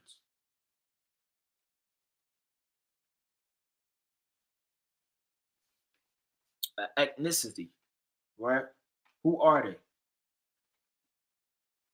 Somebody got to break this down. And most high willing, we're gonna do another table of nations breakdown. On the last Cold Cut channel, I did a Ham table of nations. It was all the Ham sons and all of the different Africans, the northeast, southeast, you understand, the west and central part of Africa, and who they are today. Most high willing, we could do the Persians, the Medes, right? Ham, Salakia, Moab, Israel, 12 tribes, and we could go through all of, you know, how through the spirit certain nations are formed and how we can identify them in the scriptures.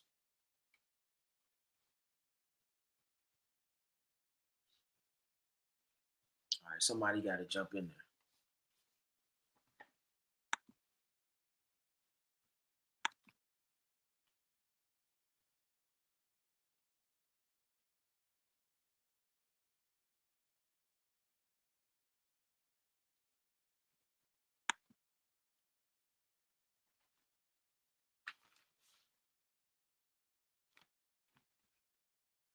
All right. All right, brother said Iranians, if I'm not mistaken, Ishmaelites,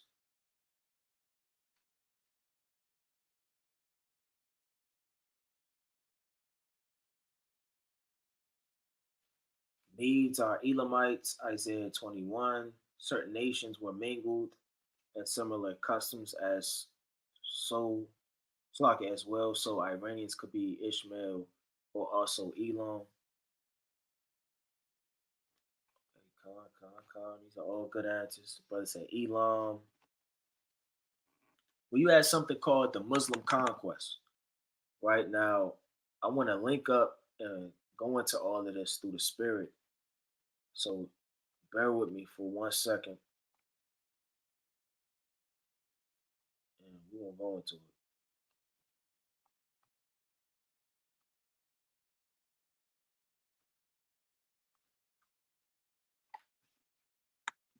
Okay, come. So you had something called. So like, let me type it in.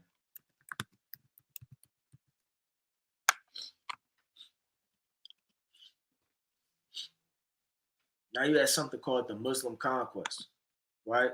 Now it was an invasion. Now I'm not going to do a whole breakdown on the Muslim conquest, but for lack of better terms, pull it up real fast. So you had the Muslim conquest. The early Muslim conquest or early Islamic conquest, also referred to as the Arabian conquest, were initiated in the 7th century by Muhammad, right? Let me go back down a little bit. Let me see if I could get something a little bit more specific. There's a little bit too much information. Let's just read. But the Arabs' conquest of Iran and Egypt, right? And they also went in with some of the East Indians and took down them too. So that Muslim conquest, they were just ravishing, man. Let me see if I could find something else. Islam arose in a religion. It's like it bear with me.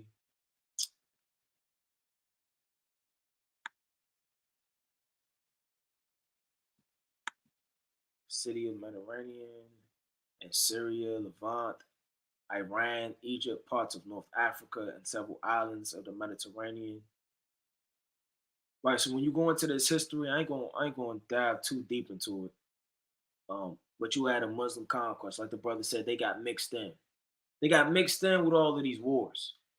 So a lot of the times when you see a lot of these different nations, they're mixing together or they've went back and forth. That's really just going into a lot of wars and invasions that was happening. Now, I ain't gonna spend too much time looking for this specific link, but let me pull this up real fast. You had the kings, right, of the Persian Medo Empire. You had the Persian kings, and then you had the Median kings. Now you had Cyrus the Great, Cambyses the Second, right? You had Darius the First, Artaxerxes the First, right? Artaxerxes, Xerxes the Second, right? Sunninus, Darius the Second, uh, um, Artaxerxes the Second, Artaxerxes the Third, Arsus, and Darius the Third. Right? Then you had the Median kings, all the way from Deoses to Astyages. Now Astyages was a Median king. Now Median, let me go to the book of Jeremiah. And the brother, let me pull that precept because that was a good precept too. And Isaiah chapter 21. Because it breaks down and it shows you when you go into it. And I want to get Jeremiah chapter 25. Quick precept. And I want to get Isaiah chapter 22. So we got Isaiah 22, Isaiah chapter 21, Jeremiah chapter 25. Still going to a little bit through the spirit. Right.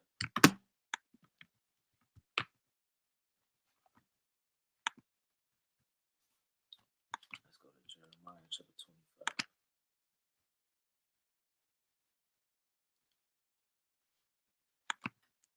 Jeremiah chapter 25. All right. It's Jeremiah chapter 25, and I'm going to start at 24. And it reads, and it says, and all the kings of Arabia and all the kings of the mingled people that dwelled in the desert. Right? These are your dragons of Arabia, right? The Carmenians. You got the Carmenians in the scriptures, right? That's literally in the book of Second Esdras, the 15th chapter. The Carmenians, which are the Arabians too. So a lot of people, may say, well, I don't remember having a Arabian slave trade in the scriptures. It's the Persians, man. Let's go to the book of Second Esdras, chapter 15.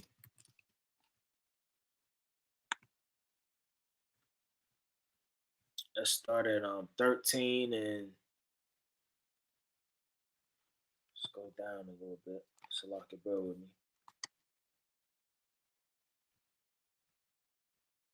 Verse 30 says, also the Carmanians raging in wrath. Now the Carmanians are the Iranians. Iran. All right, let me see if I could this in there and find this.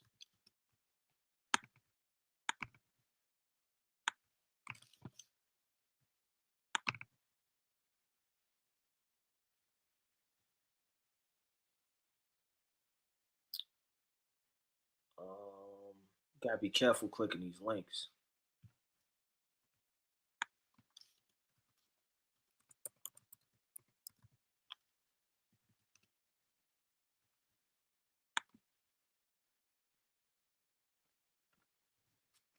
Right, so when you go into it, right, of a province of ancient Persia, right, the Carmenians, which is Iran.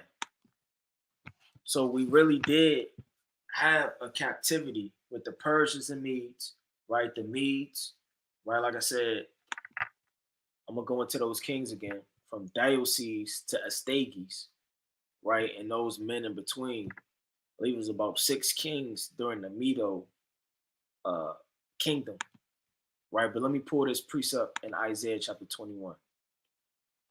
It's the book of Isaiah chapter 21 and verse number 2.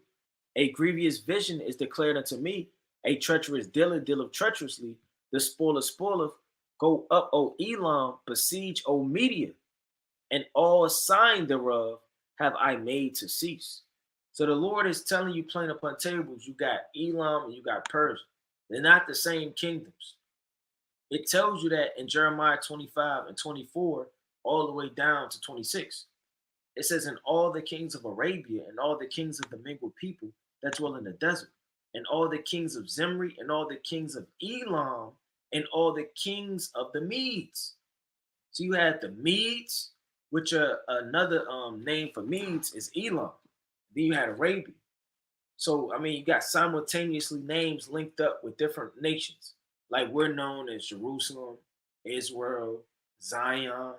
You understand? Mount Zion, whatever the case may be. The same way with these, with the Medes and with the Persians, with the Carmenians, the dragons of Arabia, the different kings. So when you go into those names, it kind of switches up, but nevertheless, it's the same spirit. Now, in Daniel chapter 8 and verse 3, what was the name of that war? In Daniel chapter 8 and verse 3.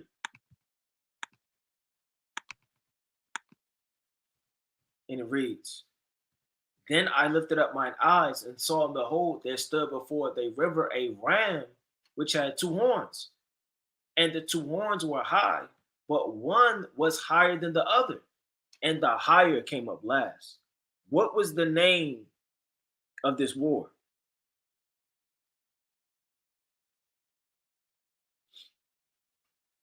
Daniel, right? Chapter 8 and verse number 4, right? Salaki, verse 3. All right, the brother said the Persian revolt. That's correct. You got the Persian revolt. That was around 550 BC, right? It was led by Cyrus the Great under the Median rule. Now, you can read about this in Baal and the Dragon. Let me get that real fast. Because Baal and the Dragon, I believe, let me pull this up.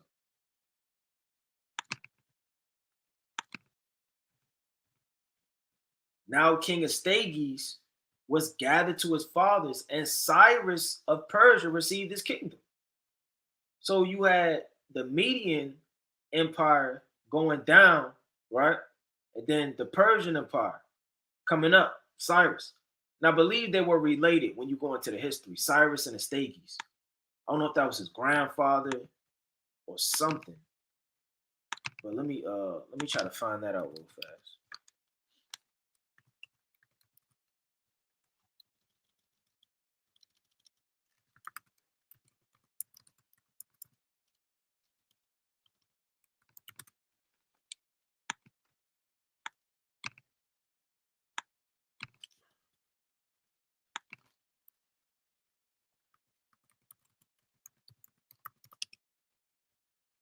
Astyages, Cyrus the Great, and was Astyages' grandson through his daughter. Right. Or that was a so-called grandson. So there's no honor amongst thieves, man. You'll kill your own grandfather for the throne. That's how bloodthirsty people are to rule, man. They was even doing that in the scriptures. You're reading Kings, somebody came up and slew him and reigned in his stead, man. And that's even now. Somebody got cars, clothes, women, jewelry. They'll rob you, man. What happened when the movie paid in full? You had Rico, right?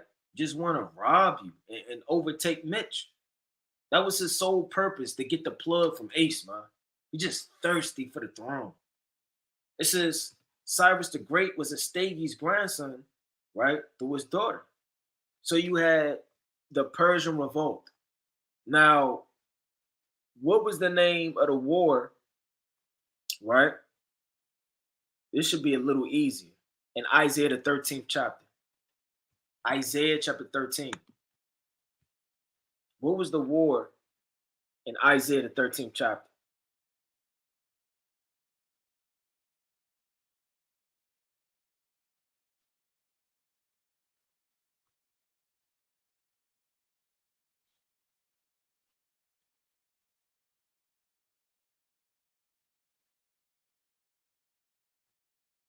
Brothers should know this one. That's a classic in Isaiah the 13th chapter. Yep, the Battle of Oppas. Right, the brother on fire. The brothers on fire in the chat, man. You got the Battle of Oppas, which was a very serious battle through the spirit when you go into it. Now, I want to translate this real fast and dive into the Roman Empire. Now, under the Roman Empire, you had the five periods, or six rather, so like in five rather, divisions of Rome, right? From the five time periods, from the time period of kings to the Roman Republic to impartial Rome to the Eastern Roman Empire to the Western Roman Empire. Now, I want to dive into that real fast. You had the period of kings around what some scholars would say 753, some scholars would say 625, around 510 BC. We had the Edomites revolting, right? When you go into the history. In Second Kings chapter 8 and verse 20 all the way down, you had the Roman Republic. It's a first Maccabees, right? The 8th chapter, 8 and 1. That's from 510 BC to around 40 BC.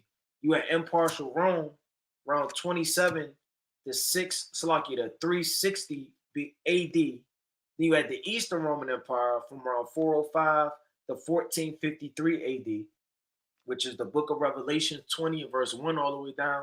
Then you had the Western Roman Empire, which is around 405, just like the Eastern Roman Empire, and fell around 476 BC. So like your AD, right? Those timelines and dates. AD.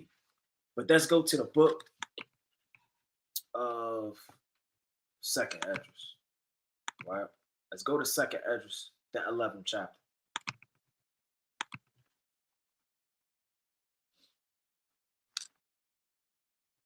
Right, we won't go into it.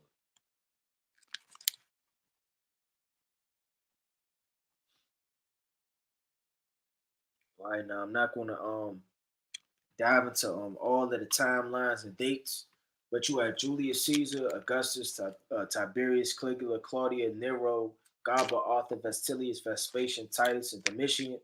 Right? I did a breakdown. I don't know if it's on this channel or on another channel about all of the timelines. But you had the 12 feathers. You had Julius Caesar, which was a dictator of the Roman Republic, around 49 BC to 44 BC. Right? You had Augustus, the longest ruling, you know, Edomite, man, emperor. He was from the Judeo-Claudian dynasty. You had Tiberius, right, from September 18th, 14 AD to 37 AD. From March 16th, he ran for 22 years and 5 months and 26 days. He's a part of the Judeo-Claudian dynasty. You can read about him in Luke chapter 3 and verse 1. Caligula, March the 3rd, right? He ruled from 37 AD from January 24th to 41 AD, reigned 3 years and 10 months and 6 days. Claudius, right?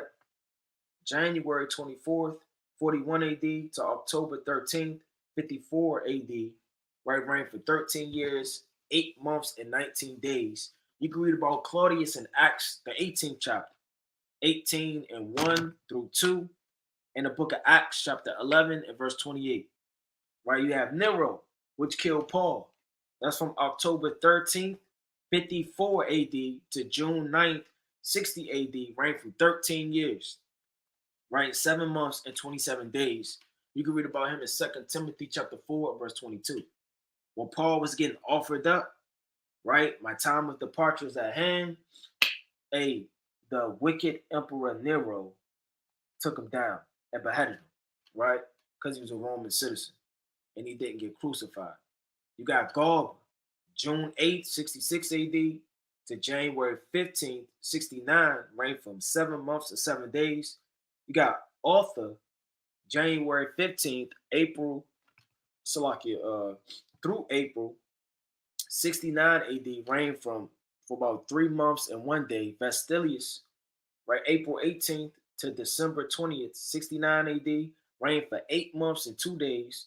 Vespasian, December 21st, 69 AD, June, right, the 24th to 79 AD, reigned for 9 years, 6 months, and 3 days. Titus, right, June 24th, 79 AD, September 13th to 81 AD, reigned for 2 years and 2 months and 20 days. Responsible for the destruction of the temple in Jerusalem, prophesied it in Luke, the 21st chapter. He was a part of the Flavian dynasty. You had Domitian, right, from September 14th to 81 AD to September 18th, 96 AD, reigned for 15 years and 4 days. So those are your 12 feathers. You got your 3 heads, America, EU, and Russia. But let's go to it. It's the book of 2nd Esdras, chapter 11, and verse number 1. Then saw I a dream, and behold, there came up from the sea an eagle, which had 12 feathered wings and 3 heads. We just read the 12 feathers. We read the men, their dynasties, their timelines, their dates, and what they're responsible for in the scriptures and the precepts given to you where you can find these men. You have the 3 heads. We just read is America, EU, and it's Russia. And I saw, and behold, she spread her wings over all the earth. Meaning Esau conquered everything, the Roman Empire. And all the wings of the Slakia air blew upon her and were great Slakia and gathered together. Right? And that's plain. Let's talk about when they conquered parts of Africa, Asia, and Europe during the Roman Empire. When the air blew upon her wings and she gathered together. Meaning she was conquering the Roman Empire. You had the Roman conquest, right? So these conquests, like I say, Egypt, they conquered Africa, which is Egypt, Asia, and Europe. So Greece, right? So when this eagle was flying around, what do eagles do? They soar. They don't just fly like a pigeon, man. They soar. So like, let me go back to it. So as which the Roman Empire was going around, was soaring, man, and taking things down. It says, and I beheld, and out of her feathers there grew other contrary feathers, which became little feathers and small. Right? You can read about that later on about the contrary feathers, the 8 contrary feathers. Right? But nevertheless, I'm about to get ready to ask some questions, but just give you the brief synopsis before I dive into it. But her heads were at rest. Right? The 3 heads were at rest, right? Meaning they were not in power. And the head in the midst was greater than the other, yet rested it with the residue. Right? So you had the greater of the heads. America is the greatest head. Moreover, let me see what I want to ask so I can jump straight down to the point. Break down. Let me see.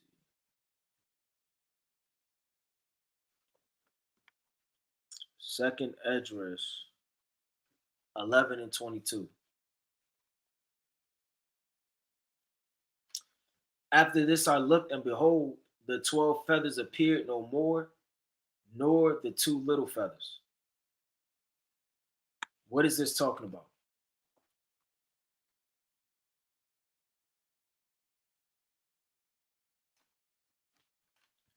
After this I looked, and behold, the 12 feathers appeared no more, nor the two little feathers.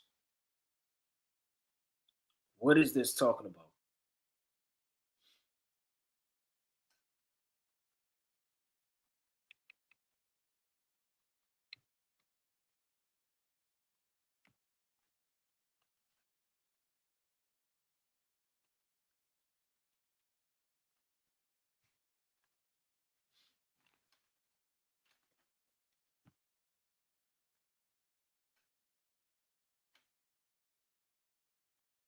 Right?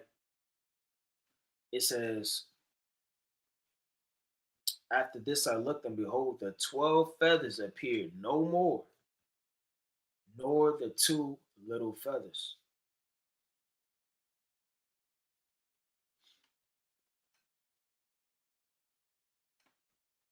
Our brother said the Western Empire collapsing. Anybody else want to jump in there? What is this going into?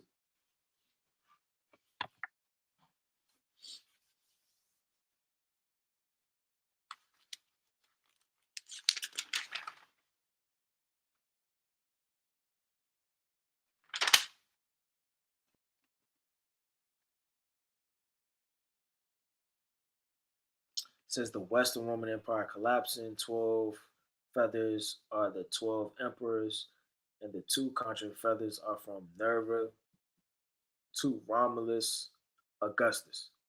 Right, that's a very good answer. Right, when you read Second Esdras 11 and 22, right, it's basically so after the 12 feathers, which are the 12 Roman emperors, right, came out of rulership, nor the two little feathers, which are the first two of the eight contrary feathers. Two little feathers are during the middle time approaching. Second Esdras chapter 12 and verse 21. Let's go to it.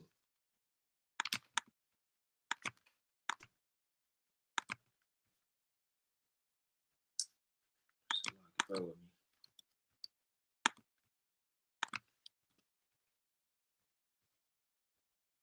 Let's go to it.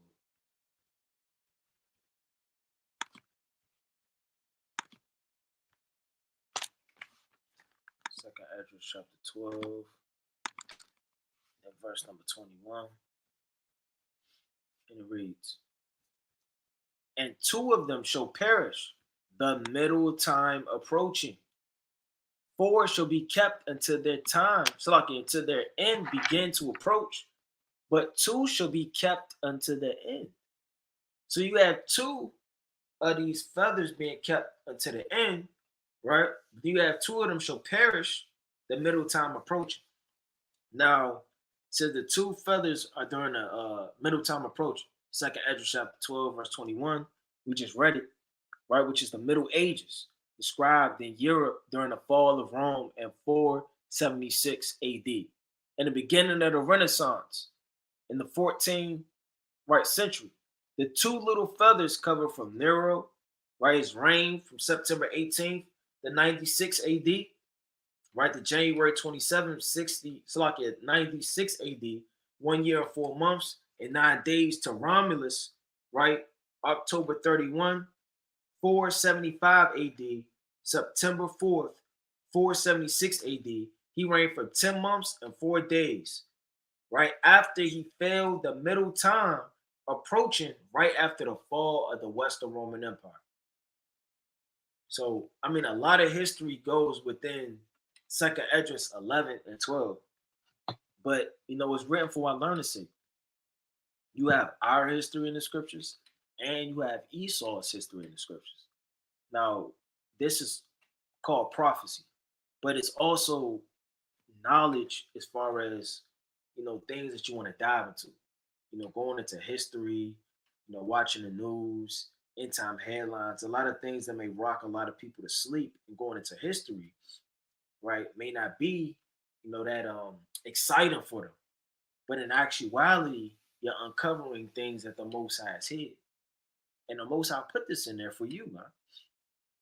I mean, if the Lord says dragon, serpent, and adder, you can't just go to the zoo and try to figure out what the Lord was talking about as you look through the glass. You got to be able to figure out the matter by diving in what these words mean, right? Now, when you go to let me see,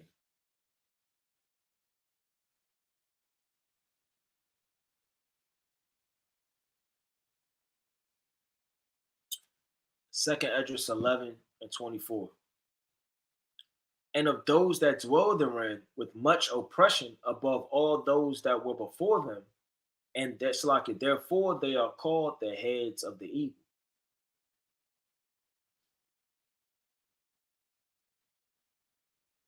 What is 24 talking about?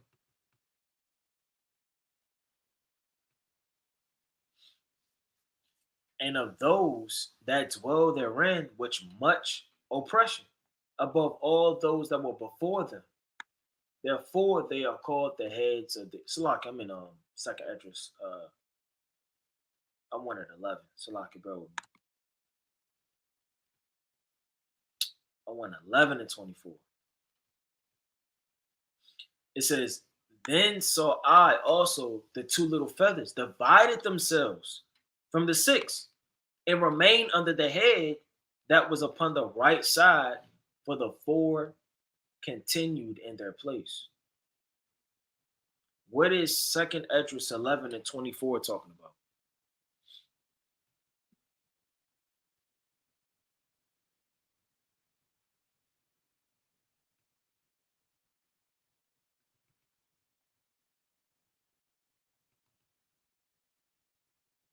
Second Esdras chapter 11 and verse 24. I'm going to read it again.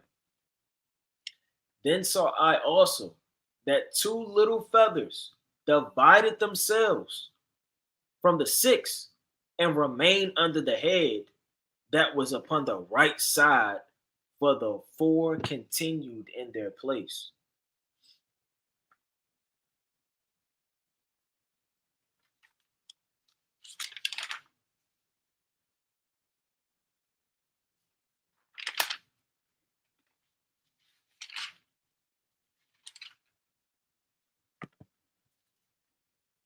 Right? We'll give about 1 more minute and we're going to give the sense.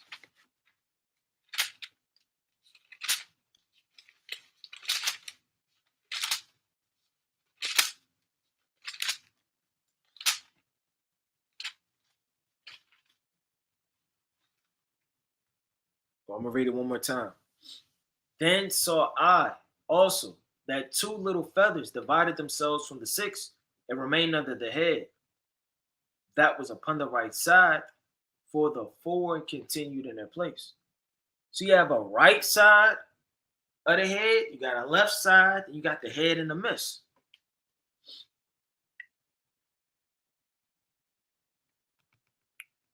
All right. Anybody want to jump in there? All right. So out of the six contrary feathers, you have two left that separated themselves. Of the six, and remain under the head of the right side, which is the last ruling empire to rule, right? Which would be the last remnant of the eagle's body, which is what? Is Russia. So you have America, EU, and then you have the Russians. Now, the Russians would be the last, not that they would necessarily be a ruling empire, because when you go to the book of Revelation, let's go to 17. All right. And I'm not going to break down this whole thing.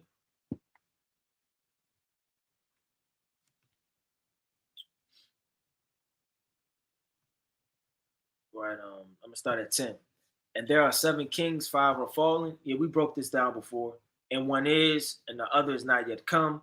And when he cometh, he must continue a short space. So that short space is not talking about 12,000 years, man. 50,000 years. That short space is a little space from the time of the destruction that's going on. You understand? to the time that Yahweh destroys them in the second wilderness. It says, "In the beast that was and is not, even he is of the eighth and is of the seventh and going to perdition." So it says, "In the beast that was and is not, even he is of the eighth and is of the seventh and going to perdition." Right? So America's going to be destroyed. Basically, what that's saying. It says, "And the 10 horns which thou sawest, the 10 common markets, which are the 10 kings, which have received no kingdom as yet," because they didn't receive a kingdom, "but received power as kings 1 hour with the beast." So while America is ruling, you have EU somewhat ruling, but receives no kingdom. But you have Russia, you understand, like it says at verse 10. "And there are 7 kings: French, Spain, Germany, Russia, Greeks, Romans, and Great Britain. 5 are fallen, all of the ones that Rome conquered. And one is," right? "And the other is not yet come." The one is Rome, because that was during the time of John. That's what he's prophesying about when he wrote this in 90 to 95 AD. "And the other is not yet come, because it was at rest." It was one of the heads. "And when he cometh, he must continue," right? "A short space." So that short space, right, is not talking about forever. It said will be the last remnant of the eagles. Now, when you go to 2nd Esdras chapter 12 and verse 29, let me get this quick precept.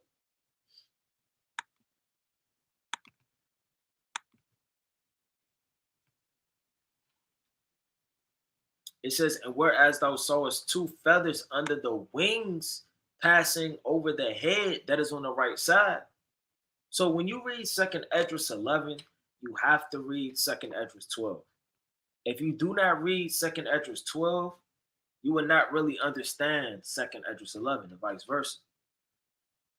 You know, you would kind of be defeating the purpose by not reading the whole thing to gain the sense. It says, "And whereas thou sawest 2 feathers under the wings passing over the head that is on the right side, it signifieth that these are they whom the highest have kept unto their end. This is the small kingdom and full of trouble, as thou sawest." So the Lord's telling you, plain upon tables, that right side and the last ruling kingdom in various accounts, whether it be by John or Ezra, who is talking about, right? Now, I'll probably give about 1 or 2 more questions and close out through the Spirit, or maybe one, depending on how it's going to go through the Spirit. But the brothers want a geography question, a prophecy question, a law question, a gospels question. What would brothers and sisters want the last question to be when we close out through the Spirit? At a live quiz, hot seat, law, epistles, geography, prophecy, could be anything.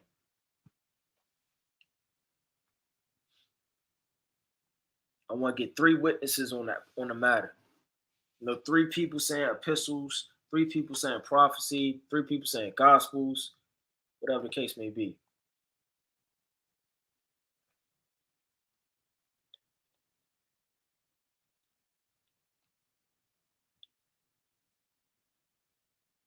You know, then we could dive into it through the Spirit.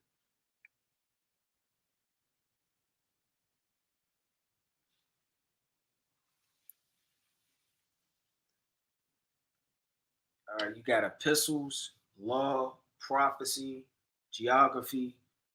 What would brothers want that last question to be through the Spirit?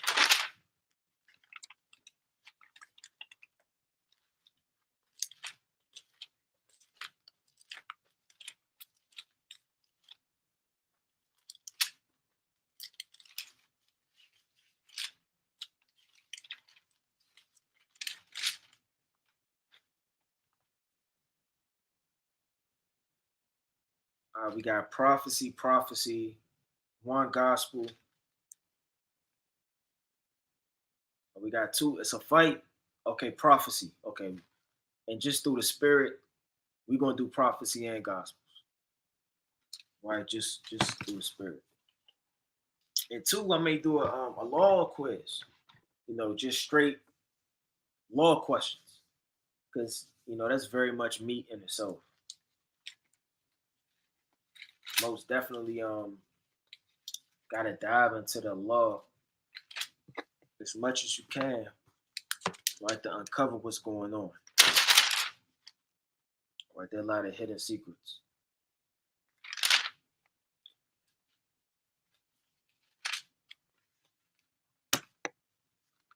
All right, let's go to. Let me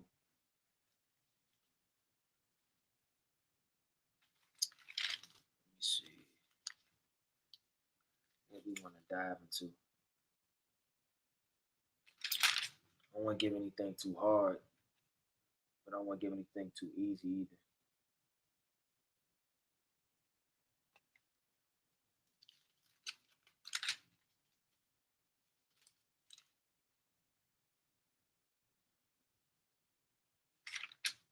All right, let's go to Revelation.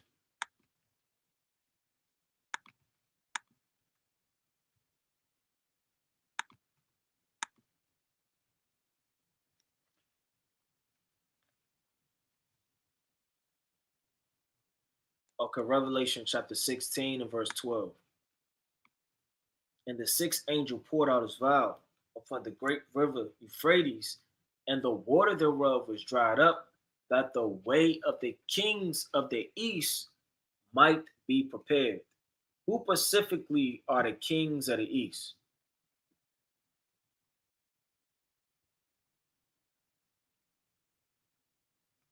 Who specifically are the kings of the east?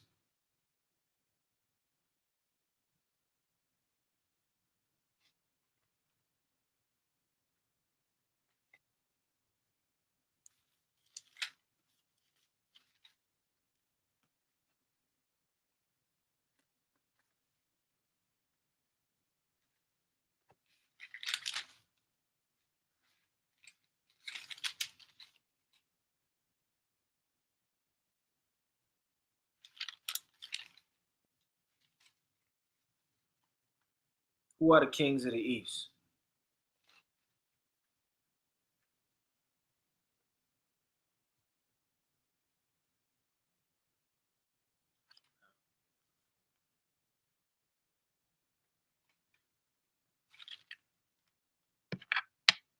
All right, brother say um, China, Russia, Iran, EU, almighty answers.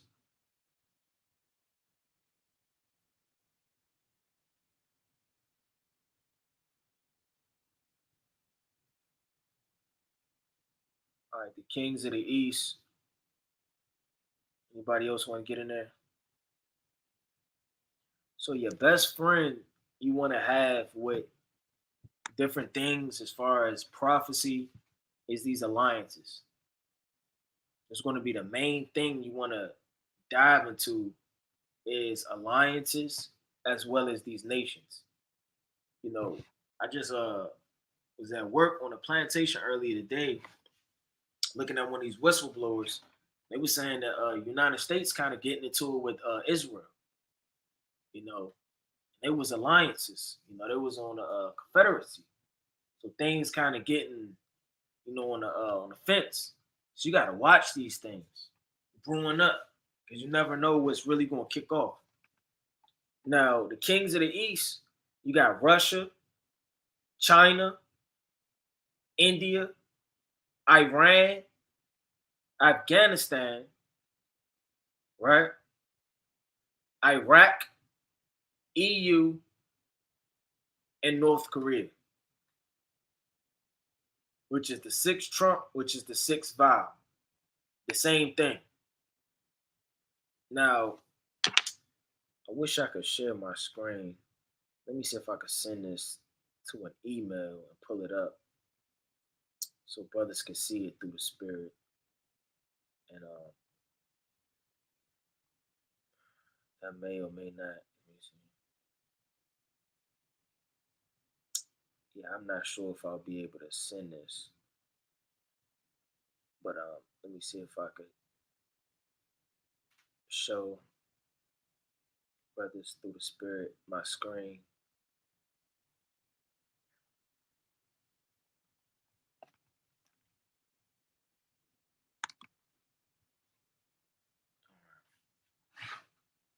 Let me know if brothers could see the screen. Give me a con if brothers could see the screen.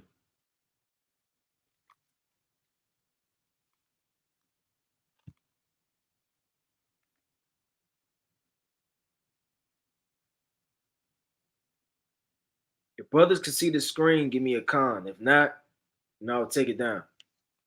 Okay, con. So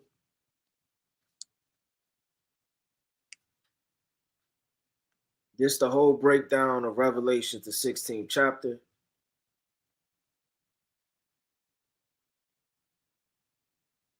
When you get to the 16th verse, I scribed it out.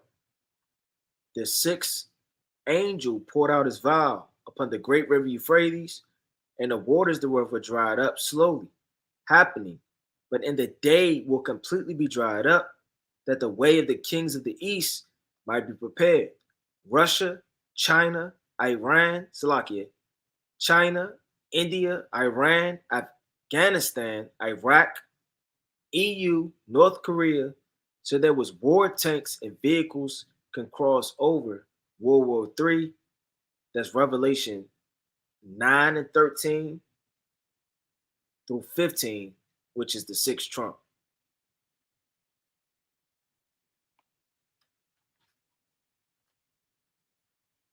Let me see if Salaki, see if this is better.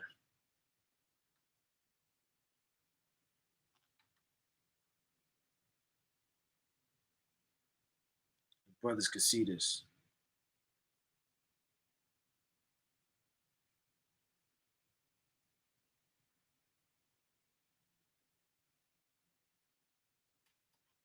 Also, I want to show this too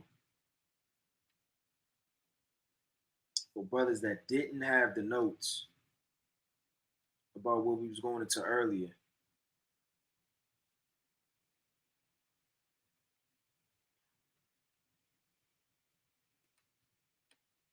This was the question about Daniel 3 with the Persian revolt,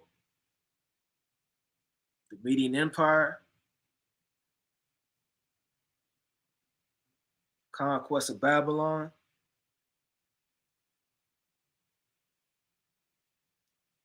Well, that's something else through the spirit.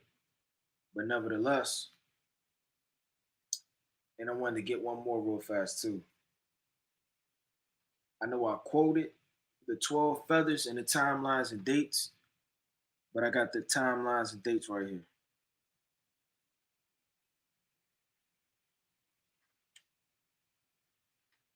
Let's go up and screenshot that, pause it, go back, watch the video, get the edification on it.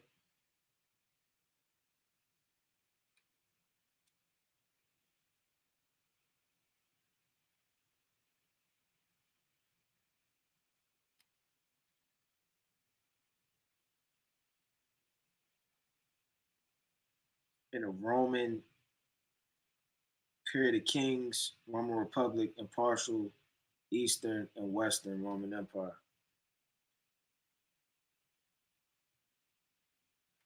Now, from the time, Salaki, bear with me. So, from the time of the rebuilding, when it took place, who went to rebuild it first in order? Nehemiah, Zerubbabel, or Ezra? And what were the timelines and dates? What were the timelines and dates?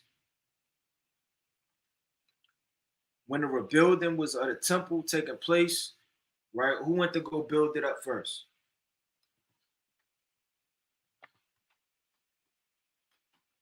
So let me share my screen.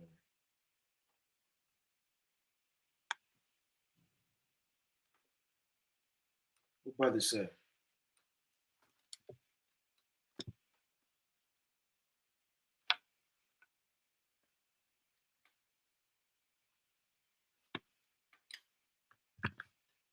And what's the dates? And who went to go build it up first? Was it Nehemiah, Ezra?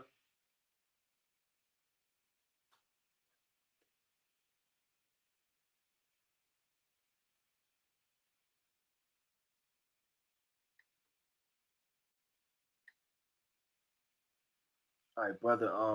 Abadya, Zerubbabel, Ezra, and Nehemiah. Khan. So you had Zerubbabel right around 538 BC. Right, you had Ezra around 458 BC. You had Nehemiah around 444 BC. Right, when you're going into the history. So that rebuilding period, was real serious. But those are the Pacific orders of how those things were done. And all praises to the Most High that we got this history and we got this understanding going into it, because this is how we fully get into the scriptures to fully understand what's written. We don't want to just see it, vaguely. We want to get as much as we can through the spirit. Now, let me bring out one more question. I keep saying that, but it's the spirit. Yeah, I'm gonna just hold that question, these questions, and I'm gonna do like a wars, like the Greco-Roman wars, right? These wars, those wars, and do a whole quiz on wars, a whole quiz on the law, a whole quiz on geography, a whole quiz on prophecy, and kind of you know, had that thing kind of in there through the spirit. So next class we may do a whole theme. All right, but this is the last question. The last question on the quiz. Give me 3 ways, and this is the only thing that really matters. Give me 3 ways you can get the kingdom of heaven. We're gonna close it out with that. 3 ways you can get the kingdom of heaven.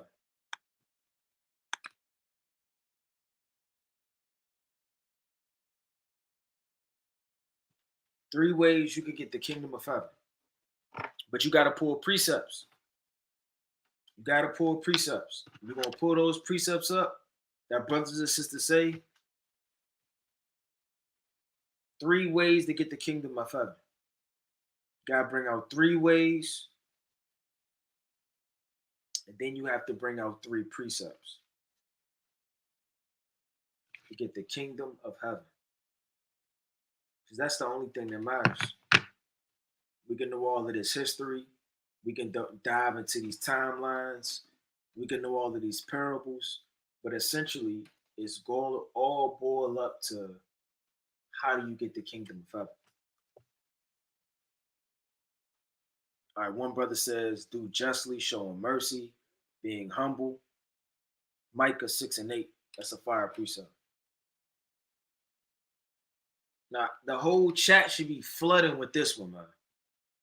When they're asking some deep, dark mystery. Right, the last question before we close out is how do you get the kingdom of heaven? What precept could you pull? If you only got one precept, pull your one precept. But you got to jump in there through the spirit. Everybody got to say how you get the kingdom of heaven.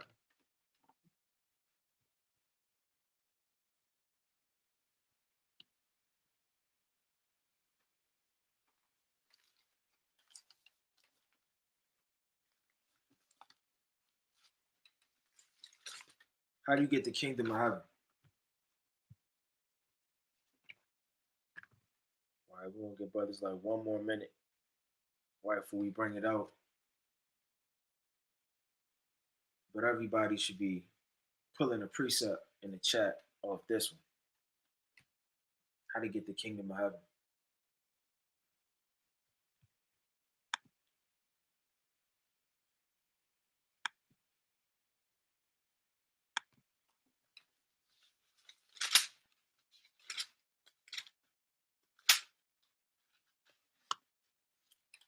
Let's go to the mighty book, right of Matthew.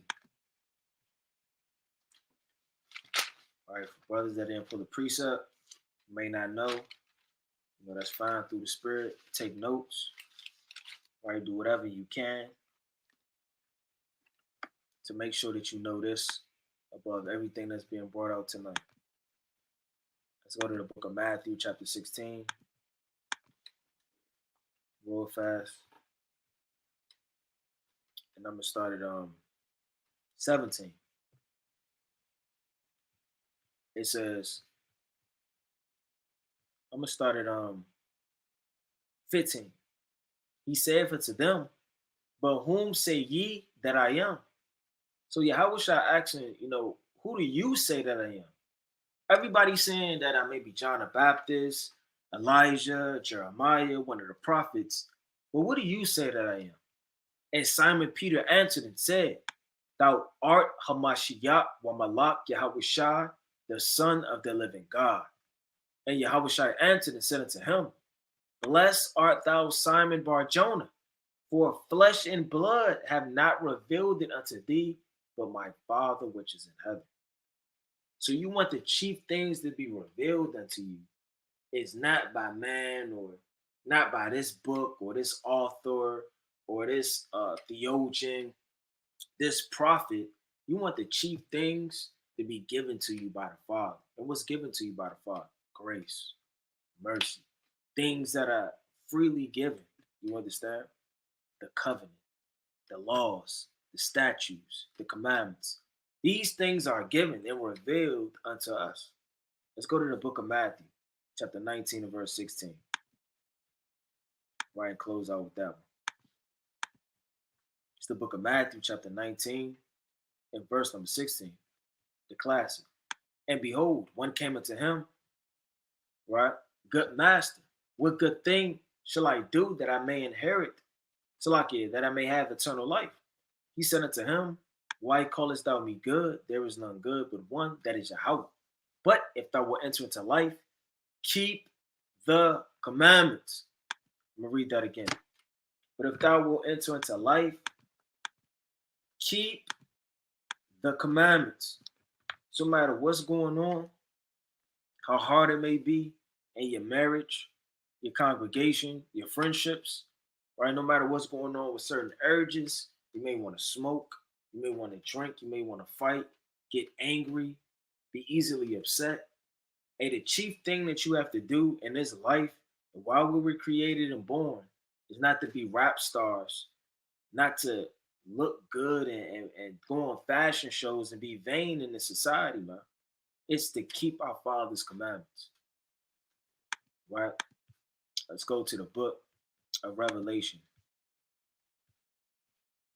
chapter 3, and verse number 2. And it reads, be watchful and strengthen the things which remain that are ready to die, for I have not found thy works perfect before Yahweh. So the Lord told you to strengthen what remains. Fast more than ever, pray more than ever, do everything you got to do as this Passover is approaching. It's Monday night at sundown.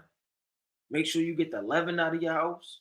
Make sure there's leaven out of your Pacific spirits and vessels and bodies, and make sure you're giving your body, you understand, the Most High, your body, mind, and soul in that thing, man.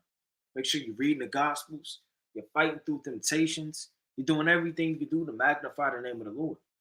Remember, therefore, how thou hast received and heard, and hold fast, and repent. If therefore thou shalt not watch, I will come on thee as a thief, and thou shalt not know what hour I will come upon thee. So if you're not watching, the Lord said he's going to visit you like a thief. And it don't matter how many videos you did, how many videos you watch, no matter what you got going on, who you know, who is your father, you understand how many books you done read, how many times you've highlighted. If you're not on fire and you're lukewarm in the day of the Lord when he comes to visitate you, then it's a wrap for you, man. So make sure that you're pleading and begging for the Lord's mercy and compassion in the last days. And keep the Passover, man. Keep the Sabbath day. Keep these high holy days. But with that, I'm about to close out, giving all honor and glory to the Most High God, Yahweh, By Shema Mashiach, Malaki Abushai, Shalom.